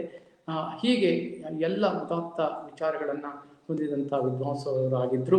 ಅವರು ತಮ್ಮ ಜೀವಿತದ ಕೊನೆಯ ಕಾಲದಲ್ಲಿ ಅಂದರೆ 27/6/1987 ನಿಧನರಾದರು. ಇಷ್ಟು 7 ದಶಕಗಳ ಕಾಲ ಬದುಕನ್ನು ನಡೆಸಿದಂಥ ಅಣ್ಣಿಗೇರಿಯವರು ಶಾಸನ ತಜ್ಞರಾಗಿ, ಇತಿಹಾಸ ವಿದ್ವಾಂಸರಾಗಿ, ಜನಪ್ರಿಯ ಬರಹಗಾರರಾಗಿ, ಇತಿಹಾಸವನ್ನು ಸಂಸ್ಕೃತಿಯನ್ನು ಪ್ರಸಾರ ಮಾಡಿದಂಥ ಒಬ್ಬ ವ್ಯಕ್ತಿಯಾಗಿ ಮತ್ತು ಕನ್ನಡ ಸಂಶೋಧನೆಯ ಕನ್ನಡ ಸಂಶೋಧನಾ ಸಂಸ್ಥೆಯನ್ನು ಕಟ್ಟಿ ಬೆಳೆಸಿದಂಥ ಮಹನೀಯರಲ್ಲಿ ಅವರು ಕೂಡ ಒಬ್ಬರಾಗಿ ಇರುವಂಥದ್ದು, ಬೇರೆ ವಿದ್ವಾಂಸರ ಜೊತೆಯಲ್ಲಿ ಅವರು ಕೂಡ ಒಬ್ಬರಾಗಿರುವುದು ಬಹಳ ಮಹತ್ವದ ಒಂದು ಅಂಶ. ಇಂಥ ವಿದ್ವಾಂಸರ ಬಗ್ಗೆ ಅವರು ಪಟ್ಟಂಥ ಕಷ್ಟ, ಬಡತನ ಇದನ್ನೆಲ್ಲ ನಾವು ನೋಡಿದ್ದೇವೆ. 200 ರೂಪಾಯಿ ಒಂದು ಮಾಸಾಸನ ಆ ಕಾಲದಲ್ಲಿ ಕೊಡಲ್ಪಡ್ತಿತ್ತು. ಅದಕ್ಕಾಗಿ ಕೂಡ ಒಂದು ಅರ್ಜಿ ಹಾಕುವಂಥ ಒಂದು ಸಂದರ್ಭ ಅವರಿಗೆ ಬಂತು ಅಂತ ನೋಡಿದ್ರೆ ನಮ್ಮ ಇತಿಹಾಸಕಾರರು ಎಷ್ಟು ಕಷ್ಟಗಳನ್ನು ಅನುಭವಿಸಿದರು ಅಂತ ಅನ್ನೋದು ಕೂಡ ನಾವು ನೆನಪಿಡಬೇಕಾದಂಥದ್ದು. ನಮ್ಮ ಸಂಶೋಧಕರು ಇವತ್ತು ಅನೇಕ ಕೆಲಸಗಳಲ್ಲಿ ನಾವು ತೊಡ್ಕೊಂಡು ಮತ್ತೆ ನಮ್ಮ ನಾಡಿನ ಇತಿಹಾಸ ನಿರ್ಮಾಣದ ಕಾರ್ಯದಲ್ಲಿ ನಾವು ಮುಂದುವರಿಬೇಕು. ಮತ್ತು ಈ ಸಂಸ್ಕೃತಿ ಕಟ್ಟುವ ಕೆಲಸದಲ್ಲಿ ಕರ್ನಾಟಕ ಇತಿಹಾಸ ಅಕಾಡೆಮಿ ಅದು ಬಹಳ ಮಹತ್ವದ ಕೆಲಸವನ್ನು ಅದು ಮಾಡ್ತಾ ಇದೆ. ಅದಕ್ಕಾಗಿ ಈ ಇತಿಹಾಸ ಅಕಾಡೆಮಿಯ ಅಧ್ಯಕ್ಷರಿಗೂ ಮತ್ತು ಅವರ ಎಲ್ಲ ಬಳಗಕ್ಕೂ ಹಾರ್ದಿಕವಾದ ಧನ್ಯವಾದಗಳನ್ನು ನಾನು ಅರ್ಪಿಸ್ತೇನೆ. ವಿಶೇಷವಾಗಿ ಶೇಷಶಾಸ್ತ್ರಿಯವರು ಅಣ್ಣಿಗೇರಿಯವರನ್ನು ತುಂಬ ಚೆನ್ನಾಗಿ ಬಲ್ಲವರು, ಅವರ ಜೊತೆಯಲ್ಲಿ ಒಡನಾಡಿದವರು, ಅವ್ರ ಜೊತೆಯಲ್ಲಿ ಬೆಂಗಳೂರಿನಲ್ಲಿ ಶಾಸನ ತರಗತಿಗಳನ್ನು ನಡೆಸಿದವರು, ಸಂಶೋಧನೆಯಲ್ಲಿ ಕೆಲಸವನ್ನು ಮಾಡಿದಂಥವರು. ಅಂಥವರು ಅಣ್ಣಿಗೇರಿಯವರ ಬಗ್ಗೆ ವ್ಯಕ್ತಪಡಿಸಿದಂಥ ಅಭಿಪ್ರಾಯಗಳನ್ನು ಕೇಳಿದಾಗ ನನಗೆ ಆಶ್ಚರ್ಯ ಆಗ್ತದೆ. ಒಬ್ಬ ಸಂಶೋಧಕನಿಗೆ ಇನ್ನೊಬ್ಬ ಸಂಶೋಧಕ ಯಾವಾಗಲೂ ಕವಿ ಮಣಿಮಮ್ ಅಂತನ್ನೋದಕ್ಕೆ ಹೇಗೆ ಸಾಕ್ಷಿಯಾಗಿದೆ ಅಂತನ್ನೋದಕ್ಕೆ ಇದು ಒಂದು ನಿದರ್ಶನ ಅಂತ ನಾನು ಭಾವಿಸ್ತೇನೆ. ಹೀಗಾಗಿ ಈ ಅವಕಾಶವನ್ನು ನನಗೆ ಒದಗಿಸಿಕೊಟ್ಟಂಥ ಇತಿಹಾಸ ಅಕಾಡೆಮಿಗೆ ಮತ್ತು ಸಂಧ್ಯಾ ಮೇಡಮ್ ಅವರಿಗೆ, ದೇವರಕೊಂಡಾರೆಡ್ಡಿ ಅವರಿಗೆ ಹಾಗೂ ಇದನ್ನು ಪ್ರೀತಿಯಿಂದ ಕೇಳಿದಂಥ ತಮ್ಮೆಲ್ಲರಿಗೆ ಹಾರ್ದಿಕವಾದ ವಂದನೆಗಳನ್ನು ಅರ್ಪಿಸಿ ನನ್ನ ಮಾತಿಗೆ ವಿರಾಮ ಕೊಡ್ತಾ ಇದ್ದೇನೆ. ನಮಸ್ಕಾರ. ಧನ್ಯವಾದಗಳು ಸರ್. ಅಣ್ಣಿಗೇರಿಯವ್ರ ಬಗ್ಗೆ ನಮ್ಗೆ ಸಾಕಷ್ಟು ವಿಸ್ತೃತವಾಗಿ ಈ ವಿಷಯವನ್ನ ತಿಳಿಸ್ಕೊಟ್ರಿ. ಅವರ ಪುಸ್ತಕಗಳನ್ನ ಪರಿಚಯ ಮಾಡ್ಕೊಟ್ರಿ. ನಮ್ಗೆಲ್ಲ ಅವರ ಇಷ್ಟೊಂದು ಪುಸ್ತಕಗಳ ಇವತ್ತಿಗೆ ಸಿಗದಲೇ ಅಲಭ್ಯವಾಗಿರೋದ್ರಿಂದ ನಮ್ಗೆ ಆ ಪುಸ್ತಕಗಳ ಪರಿಚಯನೇ ಇರ್ಲಿಲ್ಲ. ನೀವು ಪುಸ್ತಕಗಳನ್ನ ಕೆಲವೊಂದು ತೋರಿಸಿದ್ರಿ, ಪುಸ್ತಕಗಳನ್ನ ಪರಿಚಯ ಮಾಡ್ಕೊಟ್ರಿ. ನೀವು ಆರಂಭದಲ್ಲಿ ಒಂದು ಮಾತು ಹೇಳಿದ್ರಿ, ಈ ಸೆಪ್ಟೆಂಬರ್ ತಿಂಗಳಲ್ಲಿ ನಾವು ಗುರುಗಳಿಗೆ ವಂದನೆಯನ್ನ ಸಲ್ಲಿಸುವಂತಹ ತಿಂಗಳಿದು ಅಂತ. ಗೋಪಾಲರಾವ್ ಅವರು ಕೂಡ ಅದೇ ವಿಚಾರವನ್ನ ಕಮೆಂಟ್ ನಲ್ಲಿ ತಿಳಿಸ್ತಾ ಇದ್ದಾರೆ. ನನಗೆ ಶಾಸನಶಾಸ್ತ್ರದ ಆರಂಭಿಕ ಶಿಕ್ಷಣ ನೀಡಿದ ಗುರುಗಳಾದ ಶ್ರೀ ಅಮೃತ ಮಹಾದೇವ ಅಣ್ಣಿಗೇರಿ ಅವರನ್ನ ನೆನಪು ಮಾಡಿಕೊಟ್ಟ ನಿಮಗೆ ಧನ್ಯವಾದಗಳನ್ನ ತಿಳಿಸಿದ್ದಾರೆ. ನೀವು ಆ ಮಾತನ್ನ ಹೇಳಿದ್ರೆ ಅವ್ರ ಎಲ್ಲಾ ಪುಸ್ತಕಗಳು ಮತ್ತೆ ರೀಪ್ರಿಂಟ್ ಆಗುವಂತಹ ಅಗತ್ಯ ಇದೆ ಅಂತ. ಅದೇ ಮಾತನ್ನ ಗೋಪಾಲರಾವ್ ಕೂಡ ಹೇಳ್ತಾ ಇದ್ದಾರೆ. ಅವರ ವಿಶೇಷವಾಗಿ ಐಹೊಳೆ ಸಂಸ್ಕೃತಿ ಮತ್ತು ಕಲೆ ಪುಸ್ತಕ ಸಂಶೋಧಕರಿಗೆ ಎಲ್ಲಾ ಸಂದರ್ಭದಲ್ಲಿ ದೊರೀಬೇಕು, ಅದರ ಕಡೆ ಗಮನ ಹರಿಸ್ಬೇಕು ಅಂತ. ಮತ್ತೆ ಇದೇ ಪ್ರಶ್ನೆನ HR ಪಾಂಡುರಂಗ ಅವ್ರು ಕೂಡ ಕೇಳ್ತಾ ಇದ್ದಾರೆ. ಅಣ್ಣಿಗೇರಿಯವರ ಗ್ರಂಥಗಳು ಲಭ್ಯ ಇದೆಯೇ, ಎಲ್ಲಿ ಸಿಗತ್ತೆ, ಸಿಗುವಂತಹ ಪುಸ್ತಕಗಳಾದ್ರೂ ಅಂದ್ರೆ ಈಗ ಎಲ್ಲಾ ಪುಸ್ತಕಗಳು ಅಲಭ್ಯನೋ ಅಥವಾ ಕೆಲವೊಂದು ಪುಸ್ತಕಗಳಾದ್ರೂ ಸಿಗಬಹುದಾ ಅನ್ನೋದನ್ನ ನಮ್ಗೆ ಮಾಹಿತಿ ಇದ್ರೆ. ಈಗ IBH ನಾನು ಹೇಳಿದ ಹಾಗೆ IBH ಸಂಸ್ಥೆ ಏನಿದೆ, ಬೆಂಗಳೂರಿನ IBH ಪ್ರಕಾಶನ ಸಂಸ್ಥೆ ಏನಿದೆ, ಅವರು ಅಣ್ಣಿಗೇರಿಯವರ ಪುಸ್ತಕಗಳನ್ನ ಮರುಮುದ್ರಣಗೊಳಿಸಬೇಕು ಅಂತ ನಾನು ಕೇಳ್ಕೊತಾ ಇದ್ದೇನೆ. ಯಾಕೆಂದ್ರೆ ನಾವು ಕರ್ನಾಟಕ ಇತಿಹಾಸ ಅಕಾಡೆಮಿ ವತಿಯಿಂದ ಒಂದು ಪತ್ರವನ್ನ IBH ಸಂಸ್ಥೆಗೆ ಬರೆದು, ಅಣ್ಣಿಗೇರಿಯವ್ರದ್ದು ಒಬ್ಬರದೇ ಅಲ್ಲ, ಬೇರೆ ಬೇರೆ ವಿದ್ವಾಂಸರ ಏನು ಕರ್ನಾಟಕದ ಸಂಸ್ಕೃತಿ ಪರಂಪರೆಯ ಮಾಲೆಯಲ್ಲಿ ಪುಸ್ತಕಗಳನ್ನು ಅವರು ಏನು ಪ್ರಕಟ ಮಾಡಿದ್ದಾರೆ ಆ ಪ್ರಕಟಣೆಗಳನ್ನೆಲ್ಲ ಮರುಮುದ್ರಣಗೊಳಿಸಿ. ಯಾಕೆಂದ್ರೆ 10 ವರ್ಷ ಆದ ನಂತರ ಗ್ರಂಥಾಲಯಕ್ಕೆ ಅದನ್ನ ಸ್ವೀಕಾರ ಮಾಡಲಿಕ್ಕೆ ಯಾವುದೇ ಅಡೆತಡೆ ಇರುವುದಿಲ್ಲ. ಗ್ರಂಥಾಲಯದವರು ಕೂಡ ಅದನ್ನ ಕೊಳ್ಳುವಂತೆ ನಾವು ಒಂದು ಒತ್ತಾಯವನ್ನು ತರೋಣ. ಹೀಗಾಗಿ ಅವರಿಗೆ ಒಂದು ಆರ್ಥಿಕವಾಗಿ ಸಹಾಯವನ್ನು ನಾವು ಮಾಡಿದಂತೆ ಆಗ್ತದೆ. IBH ಸಂಸ್ಥೆಯವರಿಗೆ ಎಲ್ಲ ಪ್ರಕಾಶನದ ಹಕ್ಕುಗಳೆಲ್ಲ ಇರುವುದರಿಂದ ಅವರು ಅದನ್ನ ಕೈಗೆತ್ತಿಕೊಂಡ್ರೆ ಬಹಳ ಒಳ್ಳೆಯದು ಅಂತ ನನ್ನ ಭಾವನೆ. ಇದಕ್ಕೆ ನಾವೆಲ್ಲ ಸೇರಿ ನೀವು ಮತ್ತು ದೇವರಕೊಂಡಾರೆಡ್ಡಿ ಅವರು ಒಂದು ಪತ್ರವನ್ನ ಅವರಿಗೆ ಬರೆದ್ರೆ ಬಹಳ ಒಳ್ಳೇದೇನು, ಅದಕ್ಕಾಗಿ ಅದರ ಬಗ್ಗೆ ಎಲ್ಲ ಯೋಚನೆ ಮಾಡಬೇಕು ಅಂತ ನಾನು ಒಂದು ವಿನಂತಿ ಮಾಡ್ತೇನೆ ಅಷ್ಟೇ. ಸರ್, ಪ್ರಕಾಶ್ ಅವರು ಕನ್ನಡ ಸಂಶೋಧನಾ ಸಂಸ್ಥೆಯಿಂದ ಪುಸ್ತಕಗಳನ್ನ ಮರುಮುದ್ರಣಗೊಳಿಸುವ ಅಗತ್ಯ ಇದೆ. ಯಾಕಂದ್ರೆ ಅವು ಈಗ ಅನುಪಲಬ್ಧ ಆಗಿದೆ. ಈಗೆಲ್ಲವೂ ಹೌದು. 70 ಈಗ ಹೋದ ಶತಮಾನದಲ್ಲಿ ಬಂದಂತ ಪುಸ್ತಕಗಳೆಲ್ಲ ಇವತ್ತು ನಮ್ಗೆ ನೋಡ್ಲಿಕ್ಕೆ ಸಿಗುವುದಿಲ್ಲ, ನೋಡ್ಲಿಕ್ಕೆ ಕೂಡ ಸಿಗುವುದಿಲ್ಲ. ನಿಜ. ಈಗ ಹೌದು. ಅವ್ರ ಬಗ್ಗೆ ಮಾತಾಡ್ಬೇಕು ಅಂತಂದ್ರೆ ನಾವು ಎಲ್ಲಿ ಹುಡ್ಕೊಂಡು ಹೋಗ್ಬೇಕು, ಏನ್ ಮಾಡ್ಬೇಕು ಅಂತ ಗೊತ್ತಾಗುವುದಿಲ್ಲ. ಸಂಶೋಧಕರಿಗೆ ಇದು ಒಂದು ಸವಾಲಾಗಿ ಪರಿಣಮಿಸಿದೆ. ಅದರಲ್ಲಿ ಕೊರತೆ. ಐಹೊಳೆ ಸಂಸ್ಕೃತಿ ಇತಿಹಾಸ ಕಲೆಗೆ ಸಂಬಂಧಪಟ್ಟಂತ ಪುಸ್ತಕ ಅದು ಮರುಮುದ್ರಣ ಆಗಲೇಬೇಕು. ಯಾಕೆಂದ್ರೆ ಅದ್ರ ಬಗ್ಗೆ ಇಷ್ಟೆಲ್ಲ ವಾಗ್ವಾದ ಚರ್ಚೆ ಎಲ್ಲ ನಮ್ಮ ವಿದ್ವತ್ ವಲಯದಲ್ಲಿ ನಡೆದಿದೆ. ಅದು ಕನ್ನಡ ಸಾಹಿತ್ಯ ಪರಿಷತ್ ಪತ್ರಿಕೆಯಲ್ಲಿ ಮತ್ತೆ ಒಂದು ಸಂಶೋಧನಾ ಮಹಾಪ್ರಬಂಧದಲ್ಲಿ ಒಂದು ಭಾಗವಾಗಿ ಚರ್ಚೆ ಎಲ್ಲ ಆಗಿದ್ದನ್ನ ನೋಡಿದ್ರೆ ನಮಗೆ ಇದ್ರ ಬಗ್ಗೆ ಒಂದು ಒಳ್ಳೆ ಪುಸ್ತಕ ಬಂದ್ರೆ ಮತ್ತೊಮ್ಮೆ ಮರುಮುದ್ರಣಗೊಂಡ್ರೆ ಒಳ್ಳೆಯದು ಅಂತ ಅನಿಸ್ತದೆ. ವಿಶ್ವವಿದ್ಯಾಲಯಕ್ಕೂ ಕೂಡ ನಾನು ಮತ್ತೊಮ್ಮೆ ಮನವಿಯನ್ನ ಸಲ್ಲಿಸ್ತೇನೆ. ನನ್ನಿಂದ ಪ್ರಯತ್ನ ನಾನು ಮಾಡ್ತೇನೆ. ಧನ್ಯವಾದಗಳು ಸರ್. ಸರಿ, ಧನ್ಯವಾದ. ಅಣ್ಣಿಗೇರಿಯವ್ರ ಬಗ್ಗೆ ಯಾರಾದ್ರೂ ಅಭಿನಂದನಾ ಗ್ರಂಥವನ್ನ ಹೊರತಂದಿದ್ದಾರೆಯಾ ಅಂತ ಒಂದು ಪ್ರಕಾಶನ ಯಾರು ಅಭಿನಂದನಾ ಗ್ರಂಥಗಳನ್ನು ತರಲಿಲ್ಲ. ಅದಕ್ಕಾಗಿ ಅವರ ಬಗ್ಗೆ ಇವತ್ತೊಂದು ಮಾತಾಡಿ ನುಡಿ ನಮನವನ್ನು ಸಲ್ಲಿಸುವ ಅವಕಾಶವನ್ನು ನಿಮಗೆ ಒದಗಿಸಿಕೊಟ್ರಿ. ಅದೇ ನಾನು ನಿಮಗೆ ಸಲ್ಲಿಸುವಂತ ದೊಡ್ಡ ಗೌರವ ಅಂತೇಳಿ ನಾನು ಭಾವಿಸ್ತೇನೆ. ಯಾಕೆಂದ್ರೆ ನಾವು ದೊಡ್ಡ ವಿದ್ವಾಂಸರ ಬಗ್ಗೆ ಮಾತಾಡ್ತೇವೆ, ದೊಡ್ಡ ದೊಡ್ಡ ಸಂಶೋಧನೆ ಮಾಡಿದವ್ರ ಬಗ್ಗೆ ನಾವು ಮಾತಾಡ್ತೇವೆ. ಆದ್ರೆ ಸಂಶೋಧನೆಯಲ್ಲಿ ತಮ್ಮ ಜೀವವನ್ನೇ ಸವಿಸಿ, ಬಡತನವನ್ನು ಅನುಭವಿಸಿ, ನೋವನ್ನು ನುಂಗಿ ಅವರು ಮಾಡಿದಂತ ಕೆಲಸವನ್ನ ನಾವು ಮರೆಯುವುದು ಸಾಧ್ಯ ಇಲ್ಲ. ಅದಕ್ಕಾಗಿ ಅಣ್ಣಿಗೇರಿಯವರ ಬಗ್ಗೆ ನಾವು ಹೇಳಿದ್ರಿಂದ ನಮ್ಮ ಋಣಭಾರ ಸ್ವಲ್ಪ ಕಡಿಮೆ ಆಗ್ತದೆ ಅಂತ ನಾನು ಭಾವಿಸಿದ್ದೇನೆ. ಅದಕ್ಕಾಗಿ ಆ ಚೇತನಕ್ಕೆ ನಾನು ನುಡಿ ನಮನಗಳನ್ನು ಸಲ್ಲಿಸ್ತೇನೆ. ನಿಜ ಸರ್, ಖಂಡಿತ. ಅದೇ ಒಂದು ವಿಚಾರವನ್ನ ಸುಮಾರು ಜನ ಹಂಚ್ಕೊಂಡಿದ್ದಾರೆ. ಪ್ರಚಾರ ಬಯಸದ ತೆರೆಮರೆಯ ಸಾಧಕರ ಬಗ್ಗೆ ಇವತ್ತು ನೀವು ಮನೋಜ್ಞವಾಗಿ ಪರಿಚಯ ಮಾಡಿಕೊಟ್ರಿ, ಧನ್ಯವಾದಗಳು ಅಂತ. ಉಷಾರಾಣಿ ಅವರು ಕೂಡ ಅಣ್ಣಿಗೇರಿಯವರ ನಾಣ್ಯ, ಶಾಸನ, ಹಸ್ತಪ್ರತಿ ಸಂಶೋಧನಾ ಸಾಧನೆ ಕುರಿತು ಆಸಕ್ತಿದಾಯಕವಾಗಿ ಉಪನ್ಯಾಸವನ್ನ ಮತ್ತಷ್ಟು ಆಲಿಸಬೇಕು ಅನ್ಸತ್ತೆ. ನಿಮ್ಮ ಉಪನ್ಯಾಸವನ್ನ ಇವರ ಶ್ರಮ ಸಾರ್ಥಕ ಆಯ್ತು ಅಂತ ಹೇಳ್ತಾ ಇದ್ದಾರೆ. ಇದನ್ನ ಮತ್ತೆ ಹಿರಿಯ ಸಂಶೋಧಕರು ಇದನ್ನ ಬಳಸ್ಕೊಳ್ಬೇಕು ಅನ್ನೋದು ಅವರ ಅಭಿಲಾಷೆ. ಸೊ ಅದೇ ಆಶಯವನ್ನ ಎಲ್ಲರೂ ವ್ಯಕ್ತಪಡಿಸ್ತಾ ಇದ್ದಾರೆ. ಅಣ್ಣಿಗೇರಿಯವರ ಗ್ರಂಥಗಳನ್ನ IBH ಸಂಸ್ಥೆಯಿಂದ ಆದಷ್ಟು ಬೇಗ ಬರಲಿ, ಎಲ್ಲರಿಗೂ ಅದು ಲಭಿಸಲಿ ಅಂತ. ಸರ್, ಐಹೊಳೆ ಐಹೊಳೆ ಪದದ ನಿಷ್ಪತ್ತಿ ಬಗ್ಗೆ ನೀವು ಹೇಳಿದ್ರಿ, ಅದ್ರ ಬಗ್ಗೆ ಚರ್ಚೆ ಆಯ್ತು ಅಂತ. ಅದ್ರ ಬಗ್ಗೆ ಇವರು ಕಡೆದಾಗ ಏನಾರೋ ಒಂದು ನಿಲುವನ್ನ ತಳೆದ್ರ, ಏನಾರೋ ಒಂದು ಉತ್ತರವನ್ನ ಅದಕ್ಕೆ ಕೊಟ್ರ ಅಣ್ಣಿಗೇರಿಯವರು? ಅಣ್ಣಿಗೇರಿಯವರು ಕಡೆಗೆ ಇಲ್ಲ, ಅದು ಮತ್ತೆ ಗ್ರಂಥ ಮರುಮುದ್ರಣ ಆಗಲಿಲ್ಲ. ಮತ್ತೆ ಗ್ರಂಥ ಮರುಮುದ್ರಣ ಆಗಿದ್ರೆ ಅದಕ್ಕೆಲ್ಲ ಉತ್ತರ ಬರ್ತಿತ್ತು. ಅವ್ರು ಯಾವ್ದಾದ್ರು ಲೇಖನದಲ್ಲಿ ಆ ಸಂದರ್ಭದಲ್ಲಿ ಅವರು ಲೇಖನದ ಮೂಲಕವಾಗಿ ಮತ್ತೆ ಪ್ರತಿಕ್ರಿಯೆಯನ್ನು ಕೊಡ್ಲಿಕ್ಕೆ ಹೋಗ್ಲಿಲ್ಲ. ನನಗೆ ತಿಳಿದ ಮಟ್ಟಿಗೆ ಅವರು ಆ ಸಂದರ್ಭದಲ್ಲಿ ಕೊಡ್ಲಿಲ್ಲ. ಅವರು ನನ್ನ ಹತ್ರ ಹೇಳಿದ್ರು, ಅಂದ್ರೆ 2ನೇ ಮುದ್ರಣ ಆದಾಗ ಅದರ ಬಗ್ಗೆ ಇನ್ನಷ್ಟು ವಿಸ್ತಾರವಾಗಿ ಬರಿಬೇಕು ಅಂತ ಇದೆ ನನಗೆ ಅಂತ ಹೇಳಿದ್ರು. ಆದ್ರೆ ಅದು ಆಗ್ಲಿಲ್ಲ. 2ನೇ ಮುದ್ರಣವನ್ನ ಪಠ್ಯಪುಸ್ತಕ ಸಮಿತಿಯವರು ಅದನ್ನ ಮಾಡ್ಲಿಲ್ಲ. ನಮ್ಮ ವಿಶ್ವವಿದ್ಯಾಲಯದಿಂದ ಅದು ಆಗ್ಲಿಲ್ಲ. ಈಗಲಾದ್ರೂ ಕೂಡ ಅದನ್ನ ಮಾಡ್ಲಿ ಅಂತ ನಾವು ಒತ್ತಾಯ ತರೋಣ. ಆ ಪುಸ್ತಕ ಮತ್ತೆ ಬರಲಿ, ಮತ್ತಷ್ಟು ಚರ್ಚೆ ಆಗ್ಲಿ ಅಂತ ನಾವು ವಿಚಾರವನ್ನ ಈ ಸಂದರ್ಭದಲ್ಲಿ ವ್ಯಕ್ತಪಡಿಸಬಹುದು. ಹೌದು ಸರ್, ಖಂಡಿತ. ಇದುವರೆಗೂ ನಮ್ಗೆ ಅಣ್ಣಿಗೇರಿ ಅವರ ಪರಿಚಯ, ಅವರ ಪುಸ್ತಕಗಳ ಪರಿಚಯವನ್ನ ತುಂಬಾ ಚೆನ್ನಾಗಿ ನಡೆಸ್ಕೊಟ್ಟಿದ್ದೀರಾ ಈ ಉಪನ್ಯಾಸದಲ್ಲಿ.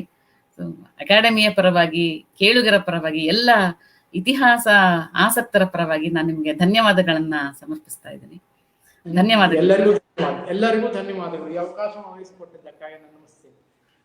ಈ ಕಾರ್ಯಕ್ರಮವನ್ನ ಕೇಳ್ತಾ ಇರುವಂತಹ ಎಲ್ಲ ಇತಿಹಾಸ ಆಸಕ್ತರಿಗೂ ಕೂಡ ಧನ್ಯವಾದಗಳನ್ನ ತಿಳಿಸ್ತಾ ಇಂದಿನ ಕಾರ್ಯಕ್ರಮವನ್ನ ಮುಗಿಸ್ತಾ ಇದ್ದೀವಿ. ಶುಭರಾತ್ರಿ. ಧನ್ಯವಾದಗಳು.